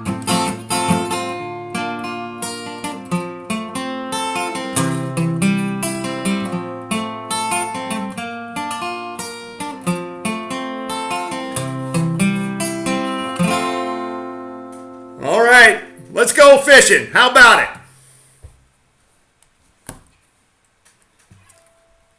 Thank you very much, Harry. That was wonderful. Our next performer is Annie Howell-Adams. She hails from Friday Harbor, Washington. And she is started out hand trolling in Cross Sound, which is big, big water. And then she ran her own power troller out of Sitka. And she's also fished black cod and halibut as well on some pretty classic boats. Please welcome to the microphone, Annie Howell-Adams. Hey, how's it going there? Can you hear me okay? Can you hear me? Give me a thumbs up, Peter. All righty, very good. This is a little bit different. This year, my presentation is written from the point of view of my boat. My salmon trawler was called the Marvel. It was built in 1924, and this is the point of view of the boat. I was born in a shipyard in Coos Bay. I had nice lines, everyone said so. My captain brought me presents. He made 2 bronze stars for my bow. His gifts were thoughtful and practical, like my bronze tiller and the bronze cleat for my stern post. He had a steady source of metal. Even my ballast was bronze. One winter, my captain took my steering wheel and brought it back inlaid with a circle of wooden diamonds. My captain gave me a diamond ring. He was very good to me. We were happy together fishing for salmon. At night, I kept watch and listened. Fish were boisterous, always yelling, waiting to smell their river. Some salmon schools were 20 miles long. My captain caught boatloads of salmon. That's because I put him on fish. Before electronics, fishermen were guided by their intuition, or they were lucky to have a boat like me. As seasons passed, everything changed. The ocean filled with noisy ships. I had to be vigilant in the shipping lanes. The mighty Columbia was dammed, fish diminished. It became harder to put my captain on fish. One spring, he didn't take me out, nor the next. It was a dark time. I slumbered listlessly at the dock, waiting for my captain. Where was he? Another man took me to the fuel dock. He wasn't my captain, but I was ready to leave the confines of the harbor. The man never gave me anything. He took something. He chiseled out my bronze ballast and sold it. Then he poured in cement. He installed electronics. He didn't need me to listen for fish. He thought he could do it all himself, you know, the independent type. It was hard to build a new relationship. We managed to get along, but when he left me at the dock, I didn't mind. Thus began a series of strange men coming aboard and abruptly departing. A bearded man arrived and admired my bronze porthole. I winked and showed him my best feature, my horseshoe stern. What a beauty, he said, and he stuck a knife in my rib. A little soft here, not bad, just needs a few new ribs. He hauled me out for an orthopedic rebuild. New knees, new ribs, refastened. Everyone admired me at the shipyard. After that, I had a fresh outlook. I felt frisky, ready to fish with the doctor. That's what I called him. After many good years, a young woman came aboard. I didn't know what she was, a tourist, a squatter. She gave me a present, a Turk's head on the top spoke of my wheel. She regalvanized my anchor chain. I could see she was serious.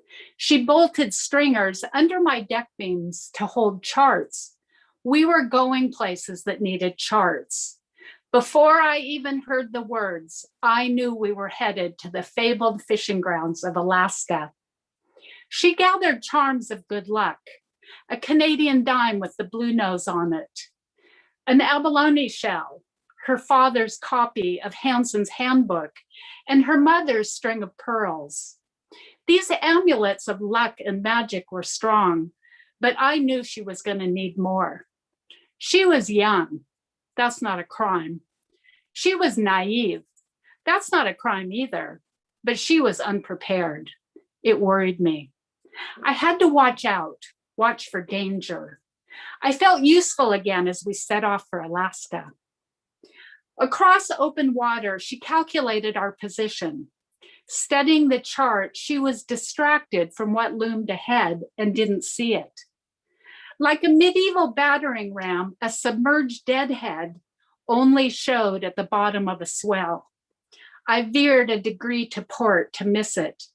My skipper turned white as a massive deadhead passed between my hull and the stabilizer. It would have cracked us open like an egg. My skipper claimed there was a guardian angel that sat on her shoulder, but really, it was me. I kept my skipper out of danger more than once. That's because she was good to me. She took me to Alaska where we drifted at night, cradled by the rise and fall of ocean swells.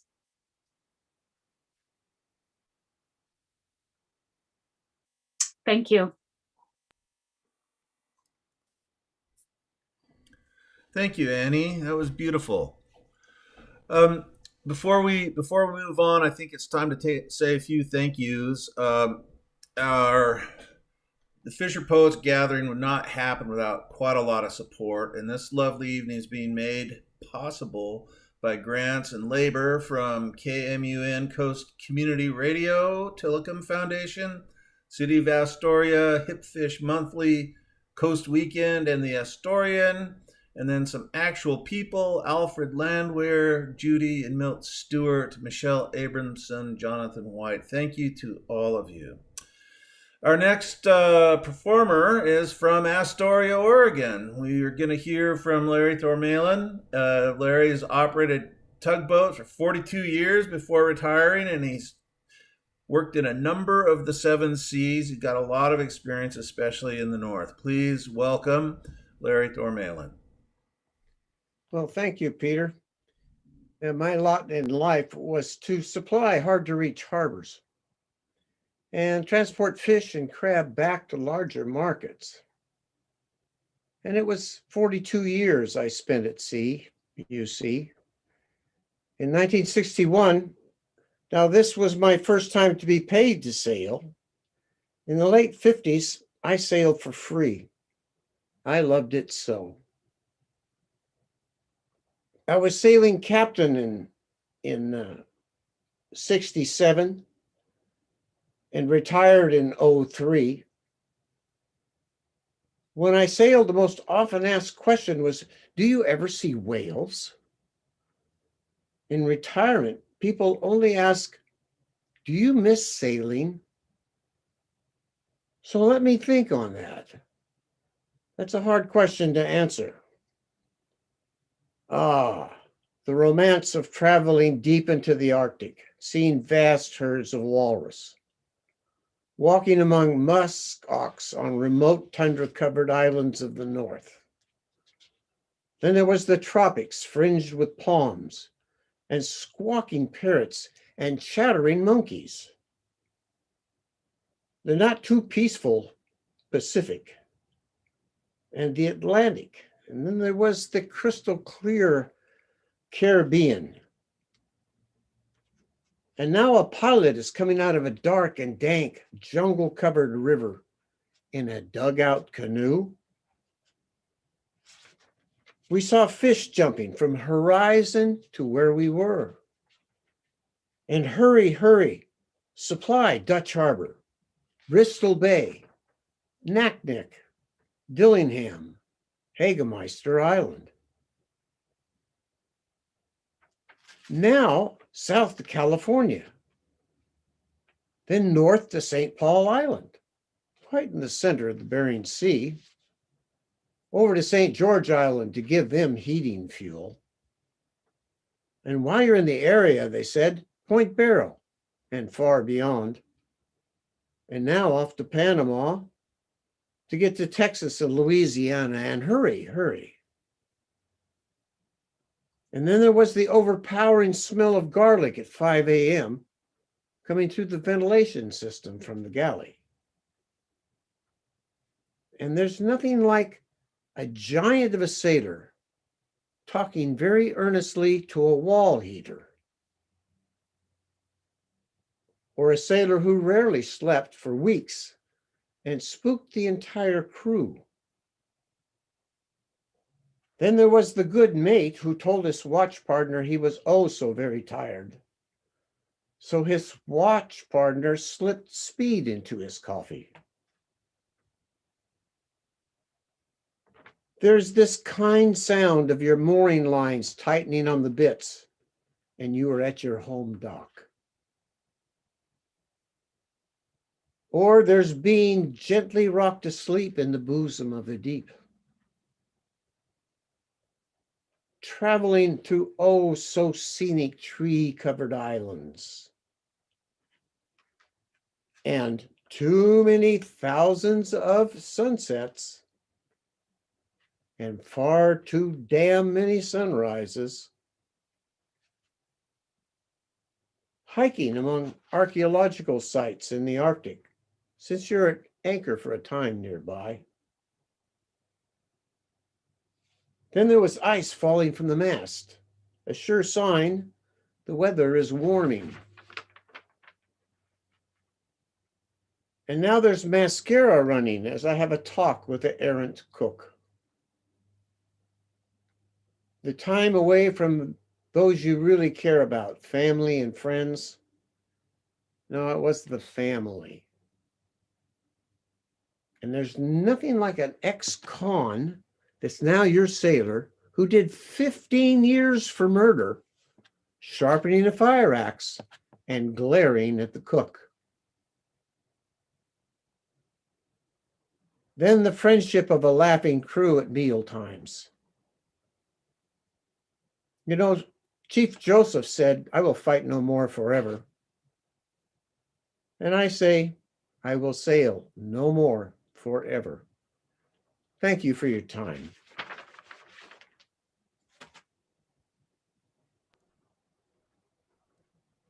Larry, that was great. Thank you so much. Our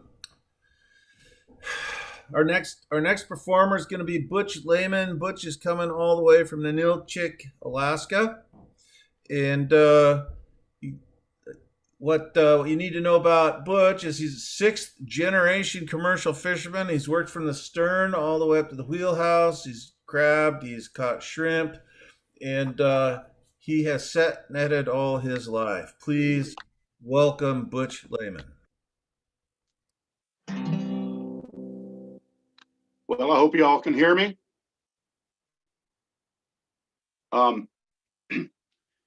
And contrary to popular belief, Ninilchik is in Alaska, not Washington. Peter said it right. I'm set netting anymore, and started out that way. And I've done a lot of different kinds of fisheries and a lot of different boats and a lot of different water, and then ran boats for oil companies and spill cleanups and such. But I wanted to give a shout out to all my Cook Inlet fishermen, friends and family and partners, and appreciate the Georgie talking about the fish politics, because boy, that's our biggest fight. This song is a little bit different slant on fishing. It's about that summertime dockside cannery romance that turned out to be a little bit more. So I wrote this for a young lady I watched grow up, Yucana, and I call this song The Cannery Queen and the Forklift Driver.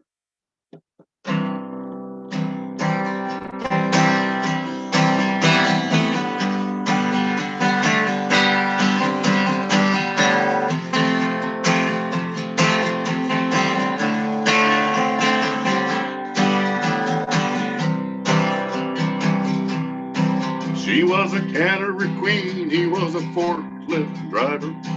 He liked to watch her, he drove by her. She was posing her questions with a clear-eyed vision of youth. Because he was older, he tried to be wise.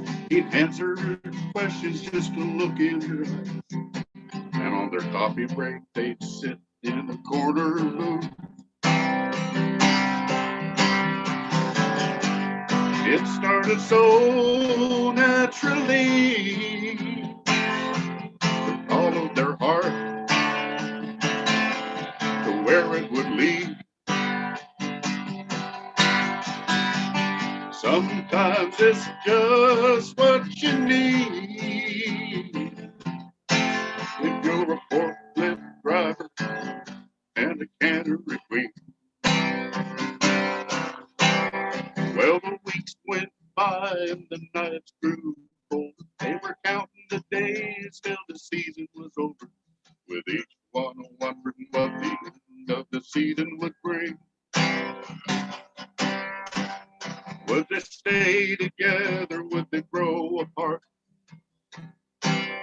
Should he offer his hand?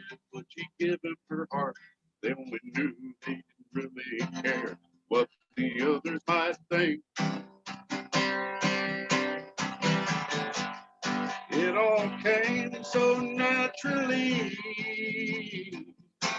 They followed their heart to where it would lead. Sometimes you find just what you need. With a forklift driver and the cannon queen.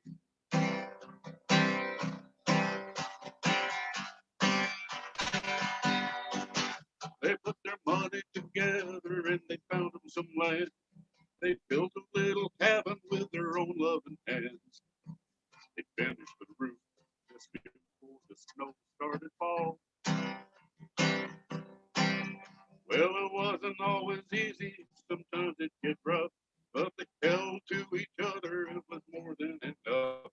And 9 months later, heaven sent that little bundle of love.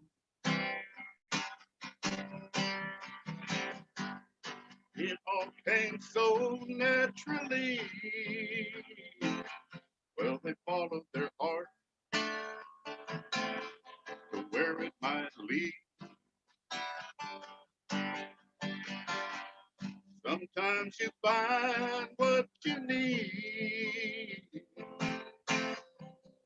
The forklift driver loved the cannery queen.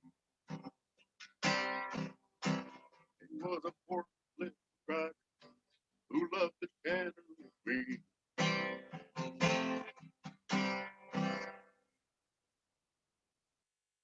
Just a little bit of cannery romance love song. Hope it made it all the way through. Thank you very much from Ninilchik, Alaska. Thank you, Butch. That was great. Thank you, Peter. So we got up next, also from Astoria, Oregon, Nancy. Well, wait a minute, I'm confused.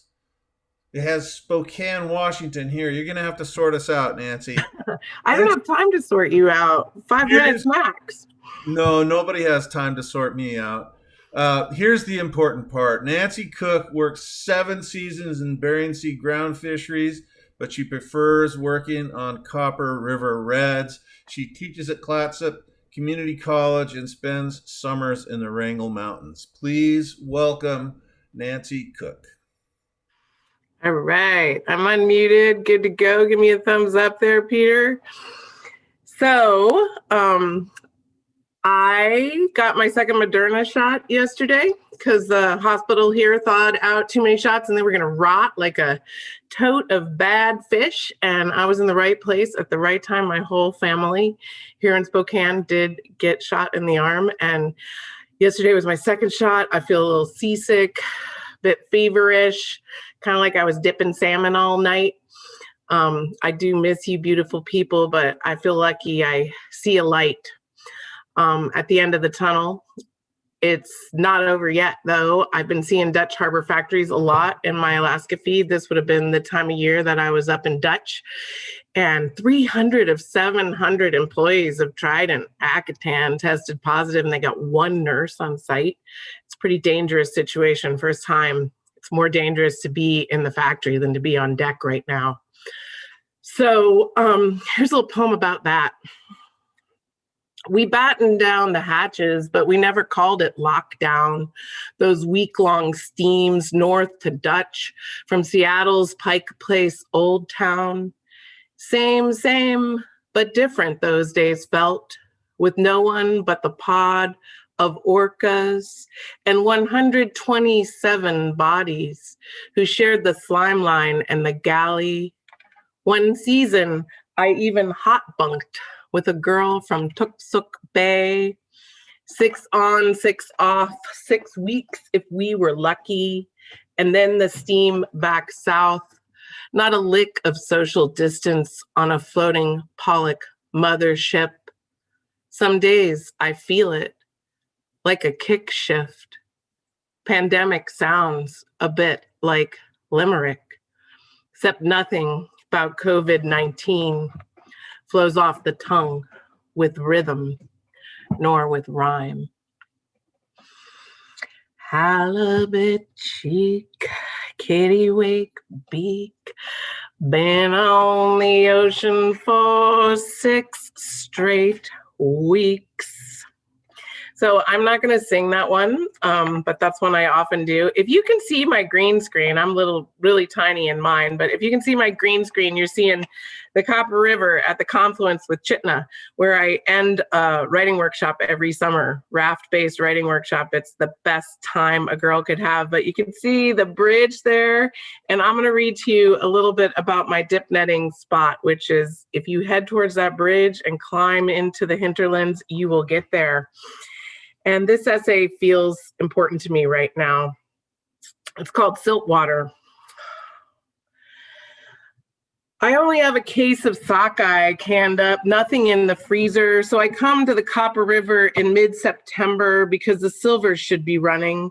From the dark aisle of the Chitna Trading Post, Betty, the sleepy cashier, confirms, sure, silver should be running.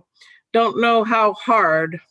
On September 12th, 2001, I went to the Copper River for silver salmon, but I was looking for something more. For many of us from McCarthy, dip netting the Copper River is more like religion than sport, or even subsistence harvest. The long scramble up slate outcrops over down spruce, the long scramble up river, and then the short drop to cliffs at river's edge. These passages have become ritualized for me. I count on the Copper River to take me away from day to day, to dwarf my human worries, return me to a larger self. Parking my Subaru behind the bushes, strapping my backpack, grabbing the old rusty spike to pill myself over the slate edge, I'm more exhilarated than afraid. The route to Howard's Hole picks its way through prickly rose and high bush cranberry. My fingers are bloodied by berry juice within a few minutes of walking. When I do reach the right spot, 2 dip nets stashed behind a gnarled spruce tree serve as welcoming assurance. Seeing the pile of weathered netting makes me feel part of a wild renegade family. Above the fishing hole on the hill is a flat spot between 2 spruce, just large enough to pitch a tent. I've slept there while Howard dipped through the night, and I have dipped while others slept. Upstream, a few meters, is a big eddy tucked into the slate where my friend Elizabeth and I once tied off a raft to the butt end of a poplar. We floated down from where the river meets the road, pulled in to fill coolers with bright torpedo bodies of salmon, and then continued to our friends waiting at the bridge below. This is our Hollowed fishing hole, shared by a clan of friends in our McCarthy, Alaska community. On the stepping stone above the main hole, blood from former salmon harvest stain the slate. Tiny rose sacks cling desiccated to the stone, a reminder of summer's abundance. Fresh sockeye on bonfire coals, garden salads, and rhubarb pies. On the day after the attack on America, remember when 3,000 minus 4 felt like a lot of people to have died? On the day after that attack, I come to the Copper River because I crave the experience of wild, natural abundance. Today, I want to feel the crash of salmon slamming into my dip net, to witness that unchanged life force, spawn-driven fishes swimming upstream against the colossal current. Today, I need to be belittled by huge mountains and unending wind. This is the hard paragraph. On the day after the attack on America, I leave Chitna without any salmon in my backpack. My memories, this is a really long essay, by the way, you guys are only getting pieces. My memories of rafting adventure are joined with this day's request for patience and wild faith. Walking the trail back to the road, I feel the pack's emptiness against the small of my back. I feel the cold air on my skin, watch one lone fish wheel stutter in midair as wind competes with water. in vehement velocity. I got one little part. On the banks of the Copper River, the winds of change blow through every minute of every day. Soon the gray silts will settle into the gentler stream of winter. The copper, I want to say this is important. In Alaska, we live surrounded by natural forces, sometimes dangerous, never malevolent. They keep us humble in our lives. That nature is so resilient. We're resilient as well. Next year, the copper will melt into its unsayable silty power. The salmon will swim like missiles against the almighty water. I dip my net full for this world. Thanks, Peter. Thanks, everybody. Thank you, Nancy. Before we move on, I got another set of thank yous. Actually, I just have some reminders about making everybody here miss meeting each other in person. I'll just say a few names and you guys check out how you feel. Astoria Brewing Company, formerly the Wet Dog, Kala Gallery, Columbia Theater, Liberty Theater, Fort George Lovell Showroom, the Voodoo Room, 1015 Theater, Labor Temple, Diner and Bar, Winecraft, Clatsop Community College, Pier 39, and the Hanthorn Cannery Workers Museum and the Columbia River Maritime Museum. Remember all those places, guys? We're going to get back there next year, I hope. Okay, so after Nancy, we're going to hear from Kat Murphy. Kat lives in Port Townsend, Washington. Kat owns and operates a power trawler that works in Southeast Alaska, a boat called the Grace. Kat also owns a direct market seafood business, Kat Fish Salmon Company. Please welcome Kat Murphy. Thank you, Peter. Evening, everyone. This piece is called Stuck. We finally got into some good fishing in August. The second king opener was long this year, more of a marathon than a sprint. And of course, a 50-knot storm warning came on over the radio. I spent the evening studying charts and consulting friends, not wanting to run away from good fishing. Full of indecision, I didn't want to be caught in that blow, dragging anchor all night in some hidey hole that didn't live up to its reputation. The next day, one of the first boats to bail, we stacked our gear early and ran. On anchor that night, positioned to catch the tide up the Narrows at first light, I was lying down in my bunk, staring up at that leak I thought I had fixed that lands perfectly on my face when I'm sleeping. I could see the bead of water clinging to the wood, waiting to let go. Perfectly on cue, a drop of water then landed on my forehead. I questioned myself, tortured myself, as one more day of good fishing during a season like this can really turn things around.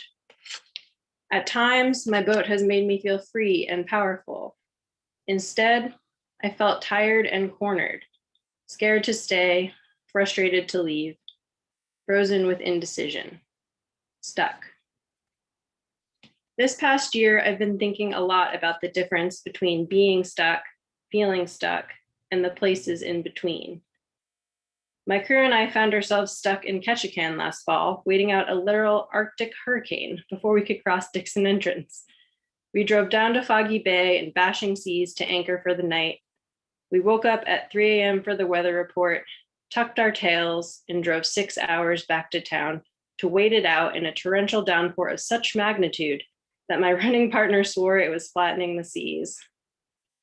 I've been stuck untangling anchors on the ghosts of anchors past, busted seized bolts and hydraulic hoses, and have found myself multiple times trolling in place and sometimes backwards before I realized what was going on in some unanticipated currents. Just last week, I was taking out my starter, and whatever sadist designed the bolt patterns on those things, I applaud them. For the hours I was stuck backing them out. I even managed to get myself frozen inside my boat once. It was after my first troll season, and finances were tight, so I decided to live aboard. One winter morning, I woke up cold and stiff and in desperate need of the shorehead, as I had none aboard. I jiggled the handle and started to push the cabin door open, but nothing happened. I used more force, nothing. I pressed my cheek against the glass to try and see what was going on. It had been a rainy night and the temperature must have dropped below freezing, and with the addition of the howling north wind thrown into the mix, the line I used in the summer to tie my cabin door open flew sideways across the door in the middle of the night and froze into a puddle on my side deck, doing the exact opposite thing it was meant to do and trapping me inside. I felt my boat's claws sinking deeper into me. She was not going to let me go. We were stuck with each other. I felt resentment after everything we'd been through together this past fishing season. Are you really going to conspire with that icy north wind and trap me inside? I just spent 5 weeks this fall hauled out, painting and sanding and tending to your every need. I realized I had lost it. The memories of a challenging summer fishing season, a cold and lonely winter in a place that was not my home, and a screaming bladder, all joined forces in the shape of one powerful, angry kick at that door, freeing myself. Another drop of water fell into my face, this time directly between the eyes. Still doubting my decision to leave the fishing grounds, I lay in my bunk thinking. I was never stuck. A feeling that's meant to be felt, but then set free. Frozen in these microscopic moments, but if I could just zoom out of, would barely register on my radar, a blip on the screen. But zooming out is never going to happen for me. So the thing I hold on to when I feel trapped in the prison of my mind, where I'm frozen inside my boat, in a decision to stay or go, in a boat loan payment, in a lifestyle that causes equal parts devastation and elation, is that I'm free, and there's much to come. Hang in there. Thank you. Yeah, thank you so much, Kat. That was wonderful. Kat had the good fortune of leading into Shanghai on the Willamette. Shanghai on the Willamette is Gordy Euler and Jonathan Lay. They've been to every FisherPoets gathering except the first. And so they're going to introduce their song. Please welcome Gordy and Jonathan, Shanghai on the Willamette. Hey, everybody. Hi, everybody. Great Hey, to be here. Yeah, great to be here. Thanks to everybody for putting this together and making it happen. I miss seeing you in person, and I'm sure Gordy does too. So we'll do our best to keep this rolling in the tradition. But we did get together out on a dock floating on the Willamette River just before the ice storm hit here, and we recorded a couple of songs for you. So you'll see us in just a moment bobbing on the Willamette River among the ducks and swimming dogs, and we've got a couple of songs, one about paddling on the Willamette River, and a new one that Gordy's going to tell you about.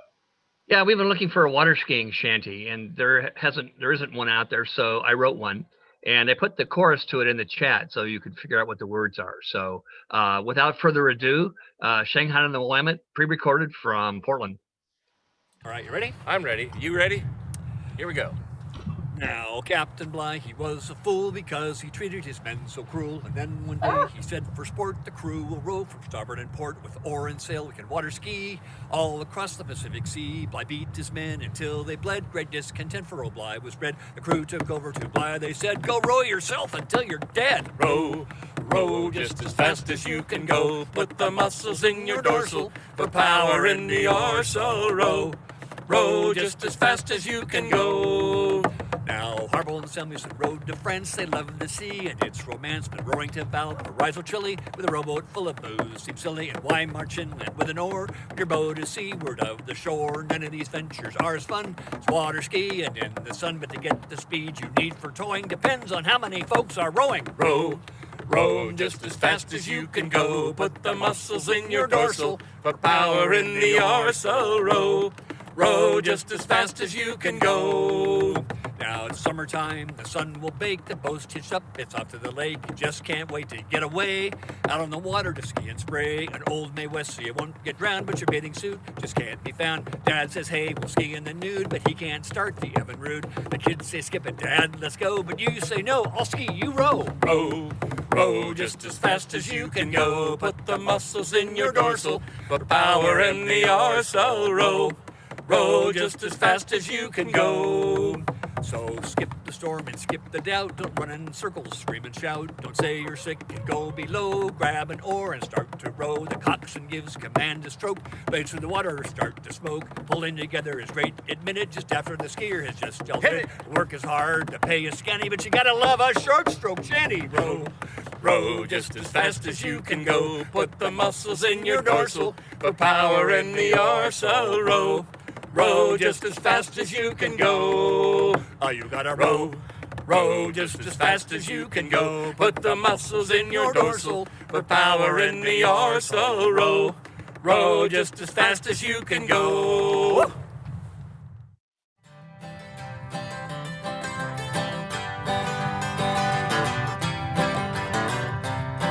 In summer the river is lazy and slow. Sometimes we drift, sometimes we paddle. Sometimes we can't see the riverbed below. Sometimes we get out and walk on the gravel. Up in the morning in the early light. The first splash of water makes you shiver. Then you stroke to the left, swing to the right, paddling down the Willamette River.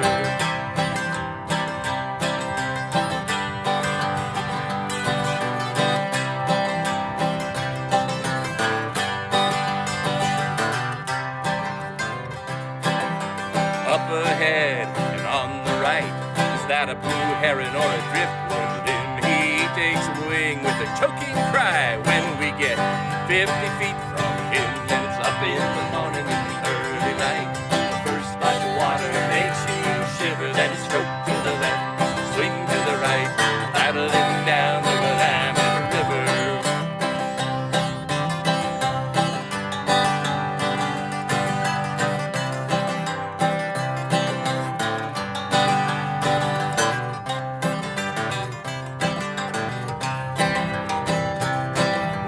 Some people load themselves like mules up the dusty trails they totter. I'd rather load up my canoe, leave the hard work to the water. Up in the morning in the early light, the first splash of water makes you shiver. Then stroke to the left, swing to the right, paddling down the Willamette River.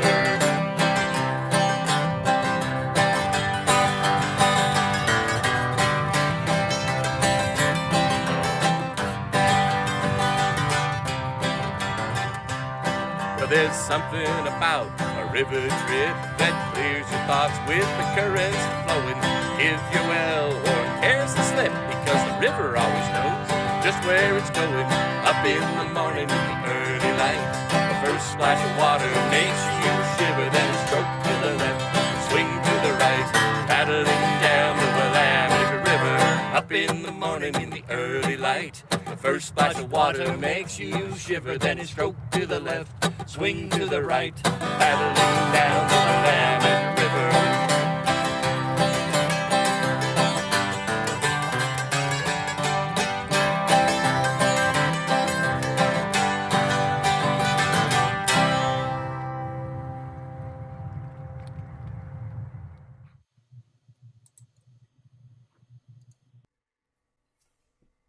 Shanghai and Willamette, a stalwart crew for FisherPoets Gathering. They play a lot of places as well, other than our FisherPoets Gathering. Okay, got a few more thank yous to slip in before we move along. A lot of help comes to us from Clatsop Community College, Oregon Folk Life Network, Astoria Warrenton Chamber of Commerce, Astoria Downtown Historic District Association. Thank you so much to all of those entities. We couldn't do it without you. And it's really, every year it's been a beautiful experience to come to Astoria and get that warm welcome from the town. So thank you to all of you. Our next performer is Measy Hermanson, one of my favorites. As MC, I'm not allowed to tell you who's my favorites or not, but Measy's one of them. And she's a lifelong Cook Inlet set netter, and when she's not busy killing salmon, she's a small animal veterinarian. Please welcome Measy Hermanson.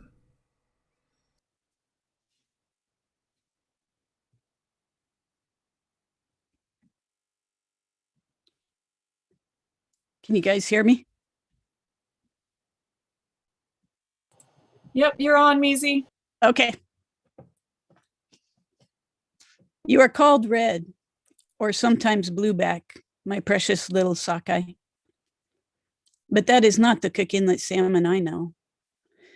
Death darkens your dorsum to a navy blue, but in life, dime bright body bedazzled as aurora green dances down your spine. You reel through the ocean like the northern lights ripple across this sky. Silvery scales, a galaxy agleam. As you near the river, the mix of fresh and salt water changes your once luminous body, and you temporarily take on muted purple tones. But by the time you reach the spawning grounds, you glow once again. Now, a vibrant red capped with forest green. And before you die, you emit fiery orange spheres filled with the future.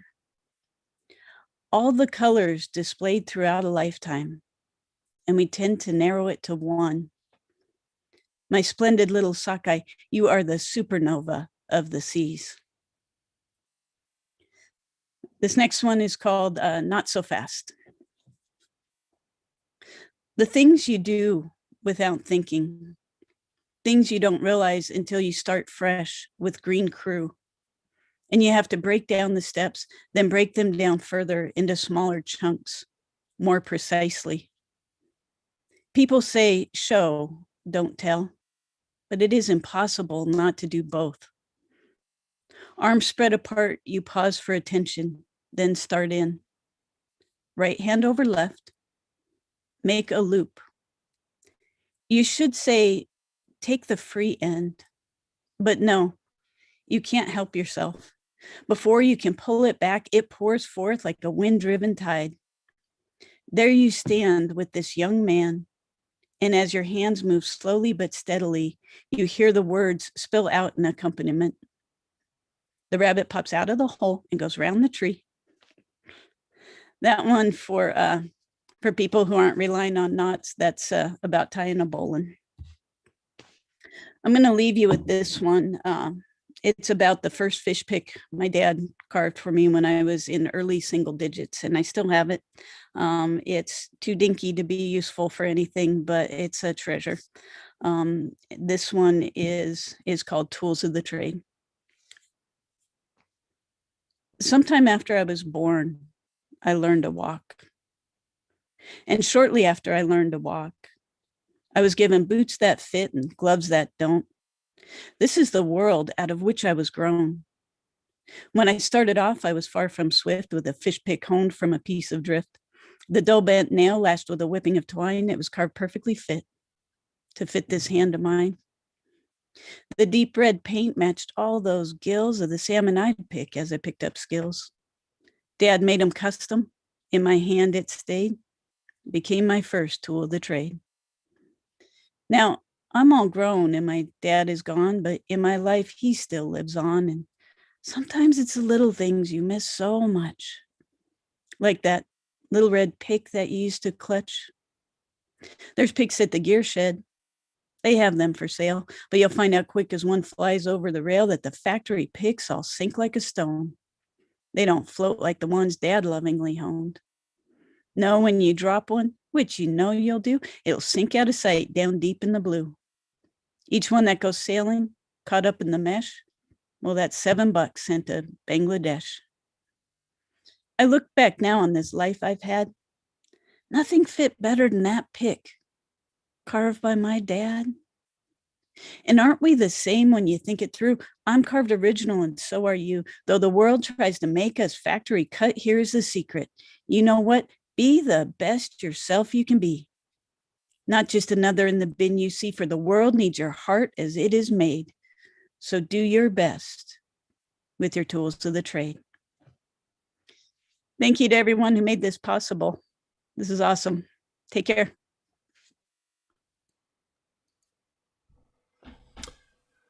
I'm carved original, and so are you. Thank you for that, Musi. That was great. Okay, Jimmy Kasner, Newport, Oregon, is going to sing for us. Jimmy spent 25 years running midwater trawlers in the Bering Sea, and he spent 12 years coming to FisherPoets Gathering. Please welcome Jimmy Kasner.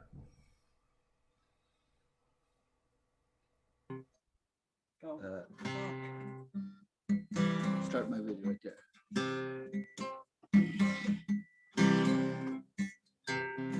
I spent half my lifetime out on the ocean. That's the name of this song. I'd like to dedicate it to Mr. Dave Dinsmore, one of my oldest best friends, and man I call Big Brother. Here you go, Dave. They say Mother Ocean chooses the sailors, ain't the other way around. And for everything you've ever lost, something new's always found. Now I lost family and friends, I lost brothers in arms, lost my head and my heart, the woman's charm. I got my bearings and I found true north, found everything I was looking for. I found myself and I lost sight of the shore.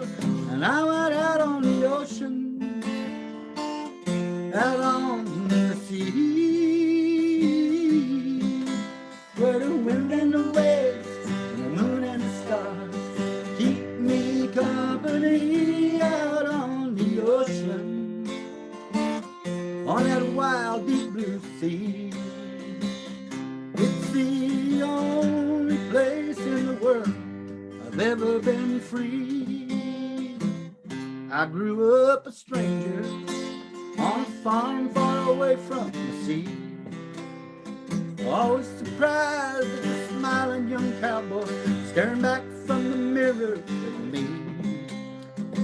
I told him I was a cowboy, and in my blood ran the salt of the sea. And I told him someday my ship would come in and take me where I long to be. Out on the ocean, out on the sea, where the wind and the waves and the moon and the stars keep me company. Out on the ocean, on that wild deep blue sea. It's the only place in the world I've ever been free. And you know I still believe in the power of love, and music is food for your soul. And I'm still a dreamer after all these years, 'cause you know dreamers never grow old. They go out on the ocean, out on the sea, where the wind and the waves and the moon and the stars keep me company. Out on the ocean, on that wild deep blue sea. It's the only place in the world I've ever been free. When I die, don't you bury me, oh, in some deep dark hole. I belong to the ocean, let it cradle my soul. Go on, burn my body, have one last party with me. And when the whiskey's all gone and the tales have been told, you know where I'll be. I'll be out on the ocean, out on the sea, and where the wind and the waves and the moon and the stars, I'll keep you company. Out on the ocean, on that wild deep blue sea. It's the only place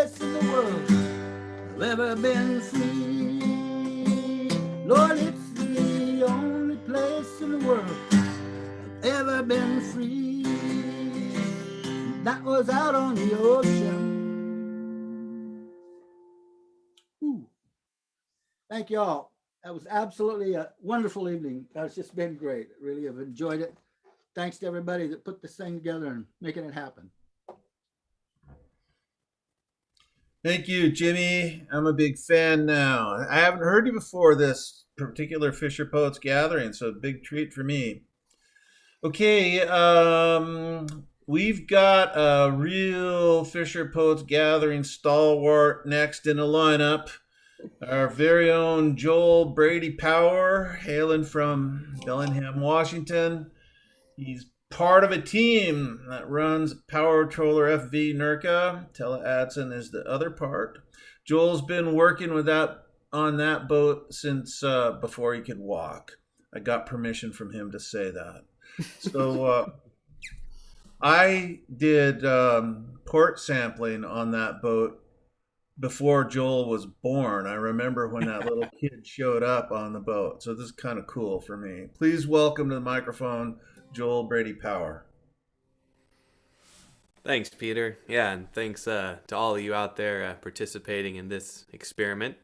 Hopefully the first and last virtual Fisher Poets gathering. So I'm going to sing you guys a song tonight, and it's a little different. It's not particularly fishy, but this has been a really crazy year. You know, we basically came home from Fisher Poets last year straight into lockdown and a pandemic, and the early days of the pandemic were really a struggle for me. It was kind of a dark time, and you know, there was just so much uncertainty in the world, and just even knowing how to move through it seemed like a challenge. So I kind of had to focus on moving my focus in closer, and so I wrote this song, I guess, as a way to kind of grapple with that. I mean, there's been so many challenges, I feel like, with this pandemic in our lives, but you know, I never thought that I'd be able to perform at Fisher Poets and not have to wear pants. So, silver linings.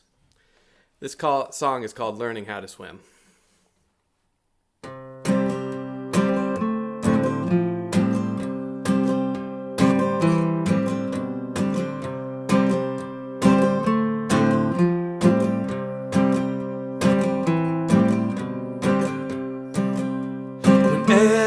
Everything feels broken, cracks in the light, let the darkness in.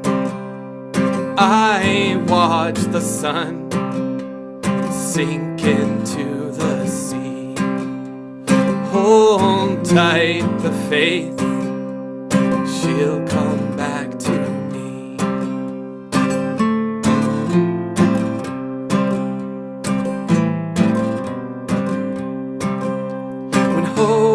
Lost adrift, so far from the shore, I don't know how to reach her anymore. I watch the sun sink into the sea, hold tight the faith, she'll come back to me.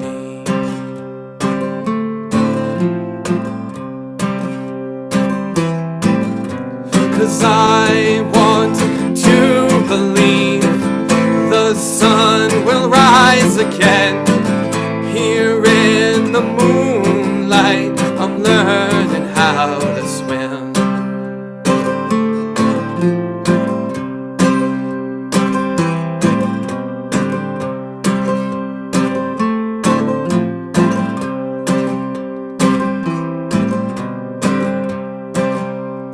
Stumbling through the land of broken dreams, where everyone just wants to be seen. I watch the sun sink into the sea, hold tight the faith, she'll come back with me.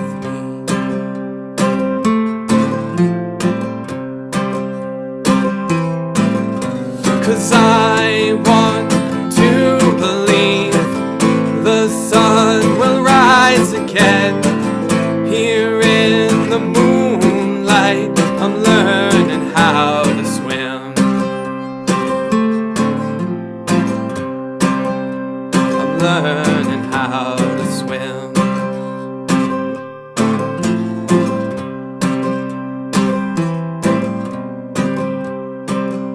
So please, my friend, if you see someone in pain, resilience is hard to maintain. I watch the sun sink into the sea. Hold tight the faith, she'll come back to me. Thanks, guys, and I really hope we're looking at all of your beautiful faces next year. Take care. Beautiful song, Joel. Thanks for making that for us. Thanks for performing it for us. Okay, everybody, we're getting into the home stretch. We got 3 performers left, but before we launch them, I'm gonna say one last round of thanks, because there are a few people here who deserve extra special recognition. First up, we got Amanda Gladich and her Sea Grant colleagues, Jamie Doyle, Megan Claybacher, and these guys are running a really complicated show behind the scenes, and they're just doing a heroic job pulling off this digital event. I don't think any of them had any idea they were going to get shoved into these kind of roles, and they've just really risen to the challenge. So thank you, Amanda, and the rest of your team. It's just been wonderful. And then Jon Broderick and Jay Speakman have made the FisherPoets Gathering a thing of beauty for so many years, and they seem to be pulling it off once again, even in this time of plague. So that's Fishers for you. They keep soldiering on, be it storm or virus. Thanks, John. Thanks, Jay. Okay, next up in our home stretch here is Jon Lee. Jon lives in Portland, and he's a 4th generation in the Pacific Northwest. He hails originally out of Lower Columbia, and he tells me he comes from a long line of Chinese cannery workers on the slime line, and that is actually a really critically important part of North Pacific fishing history, is the role of Chinese workers, and it often gets overlooked. I was really glad Jon was able to represent that part of our heritage. So thank you, Jon, and please welcome Jon Lee to the microphone. Yeah, I'm honored to be part of this FisherPoets Gathering, because in truth, I'm an imposter. I'm, like I said, I'm neither a fisher nor a poet. I'm really pretty much a carpenter and songwriter. So I'm going to add this one here. And this song is about, I'll be moving actually down to the Lower Columbia on the Long Beach Peninsula in about a month. And it's just a little ways down from a town called Oysterville. And this song's about certain sensuous, saline, slimy oral pleasures, okay?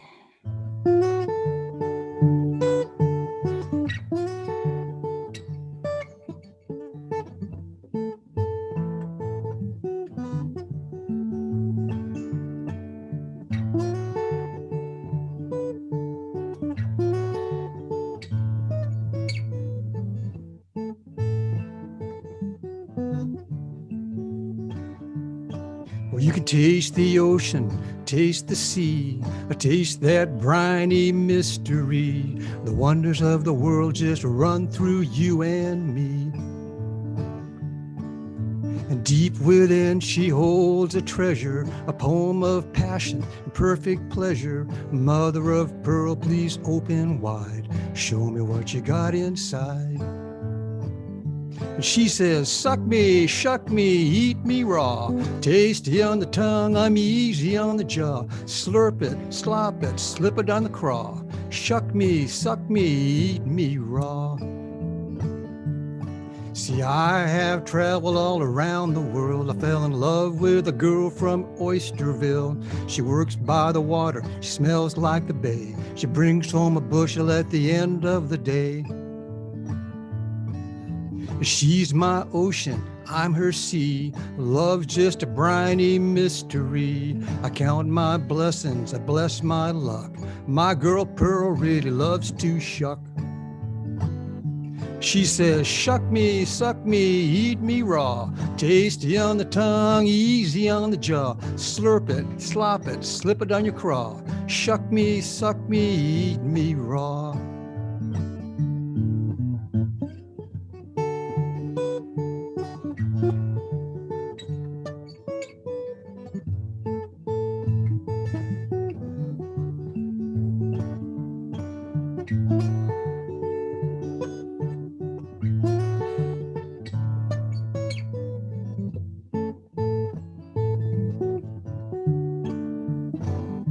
She says, shuck me, suck me, eat me raw. Tasty on the tongue, easy on the jaw. Slurp it, slop it, slip it down your craw. Shuck me, suck me, eat me raw.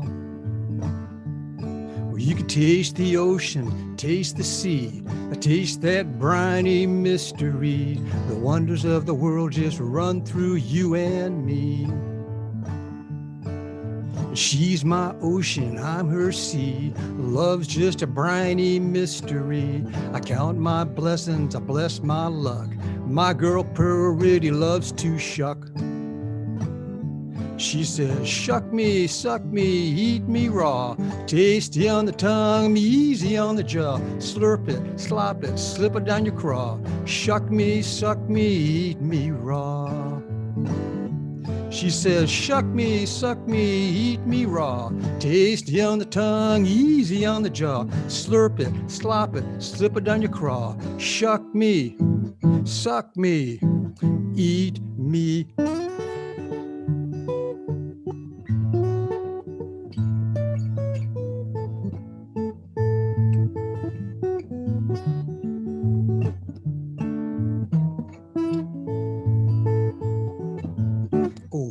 That's what I like. See y'all next year with the band Slime Line. We'll be back. Oh, John. Naughty, naughty. I'm going to have to go find my oyster tonight. Okay. We gotta keep moving here. We got next in the lineup is Dave Densmore. Dave is one of the great stalwarts, one of the great founders of FisherPoets Gathering. And to quote the man himself, I've landed millions of pounds, which I believe. And so please, I'm just not going to say any more about him because he's so well known to us all. Please welcome Dave Densmore. Thank you, Peter. On the East Coast, back many years ago when they were sailing ships and dories fishing, there was a guy named Howard Blackburn blew away from his schooner. And he rode for 3 days and nights, wintertime, and made it onto the beach. But on the way in, blinding snowstorms, but on the way in, his dory mate told him, give up, Howard, you're never going to make it. He made it. His dory mate died. There's some friends of mine back there in the Souls of the Sea. Frank Tedasco wrote a song about it, and the chorus is, you row with your heart, not with your hands. And that's kind of the way I've lived my life. And I've thought about it a lot. And you know, it doesn't matter if you're a fisherman, logger, teacher, cowboy, it doesn't matter. If you love your profession, you're rowing with your heart. And that's kind of a little bit about what this song is, or this poem is about. The truck's headlight glance through dark early morning mist. I've long since knuckled sleep from my eye with a hard clenched fist. Slipped out of a sleeping house and quietly fired my old truck, nursing a steaming cup of coffee that won't get spilled with any luck. It's hours yet till daylight when the landsmen begin to move. By then I'll be well offshore, settled into the morning groove.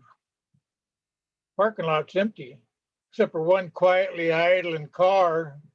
Ghostly exhausts curl through its lights, don't seem to shine out too far.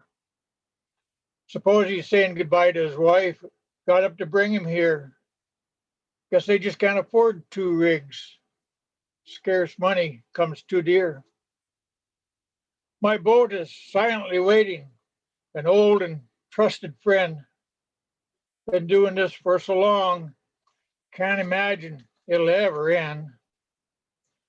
I swing across the dew-damp rail and feel my cares just slip away.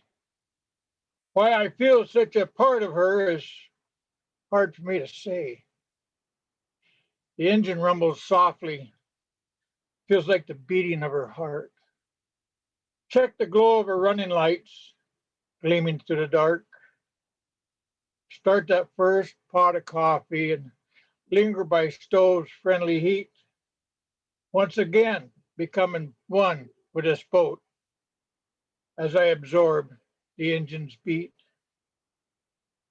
The radar's glow from the wheelhouse and the radio's soft static buzz adds the feeling I'm crashing awake, a mistress that I love.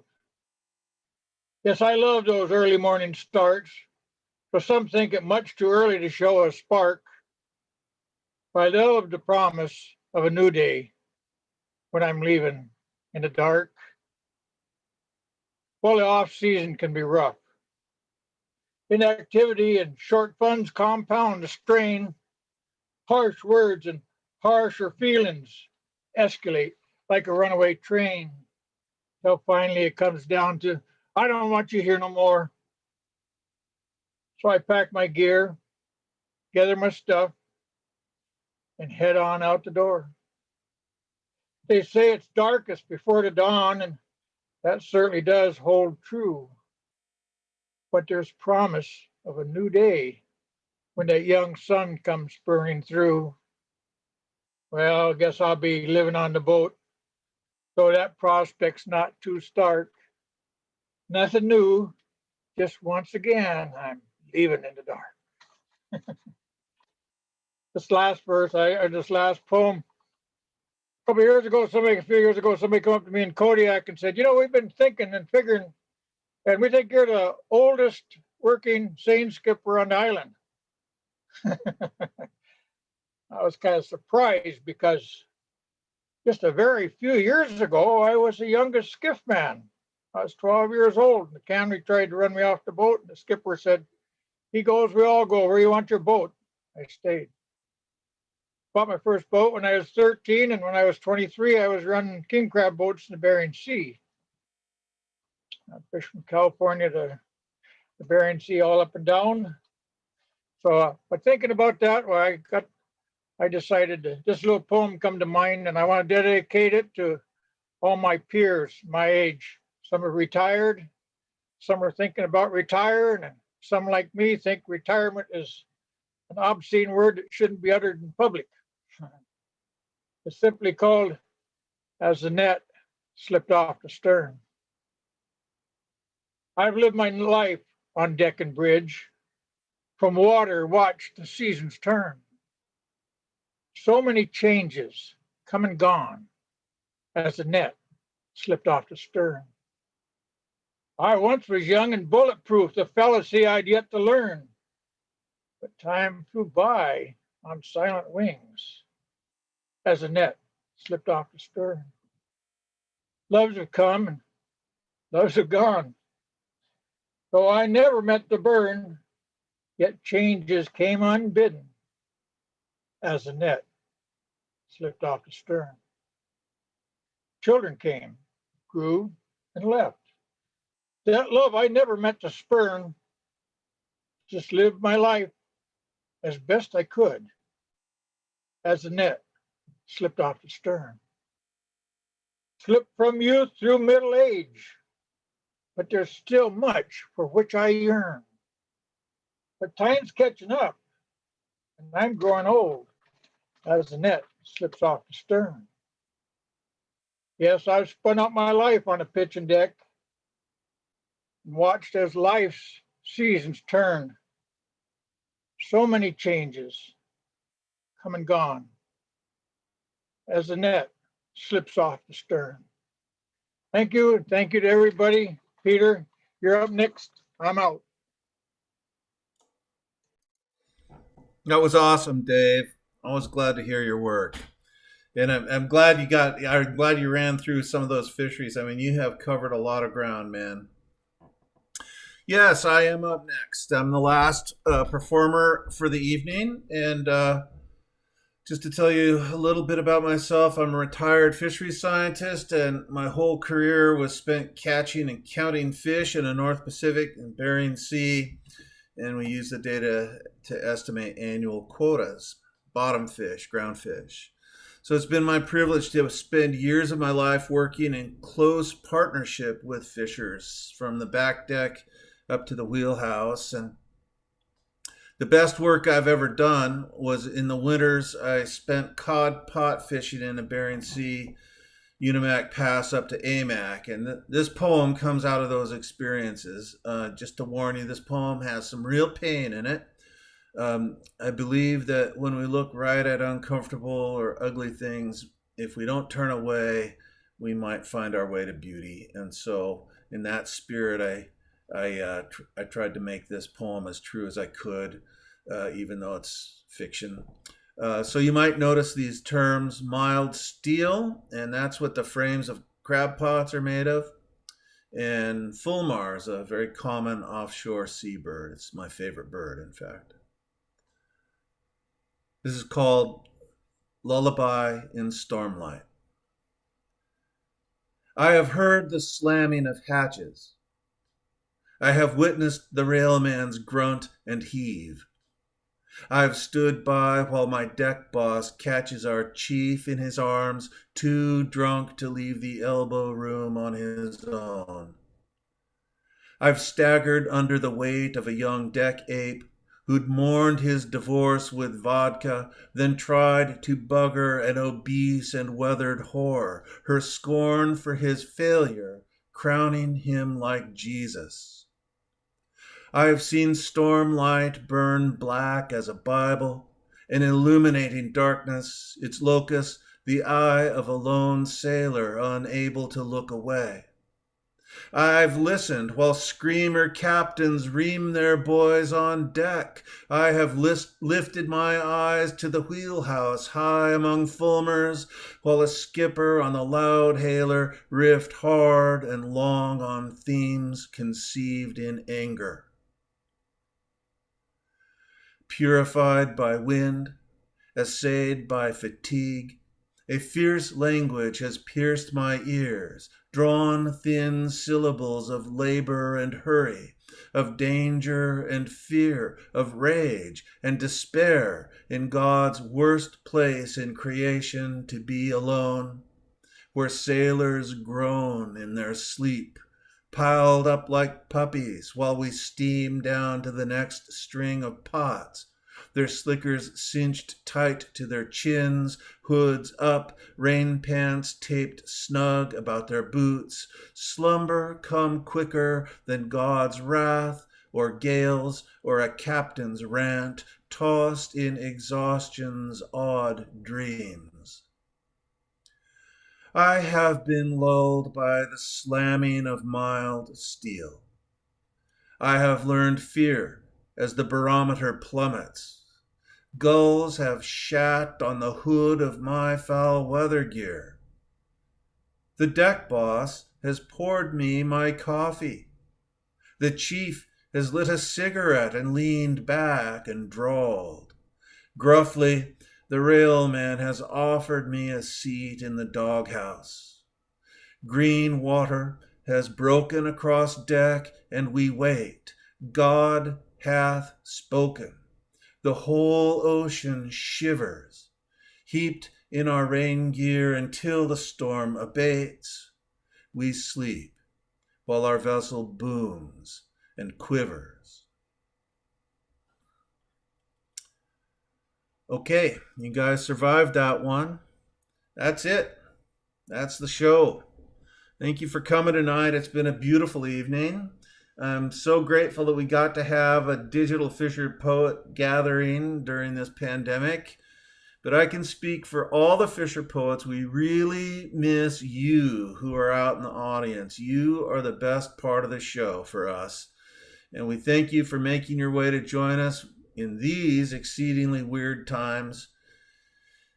Right now, we can't really see each other when the poems are rolling or the songs are flowing, but we know we're all here to honor maritime lives, and we're grateful to you and the audience for adding to the celebration. Please come again tomorrow night and Saturday night, and in the meantime, don't drive and drink safely. Good night.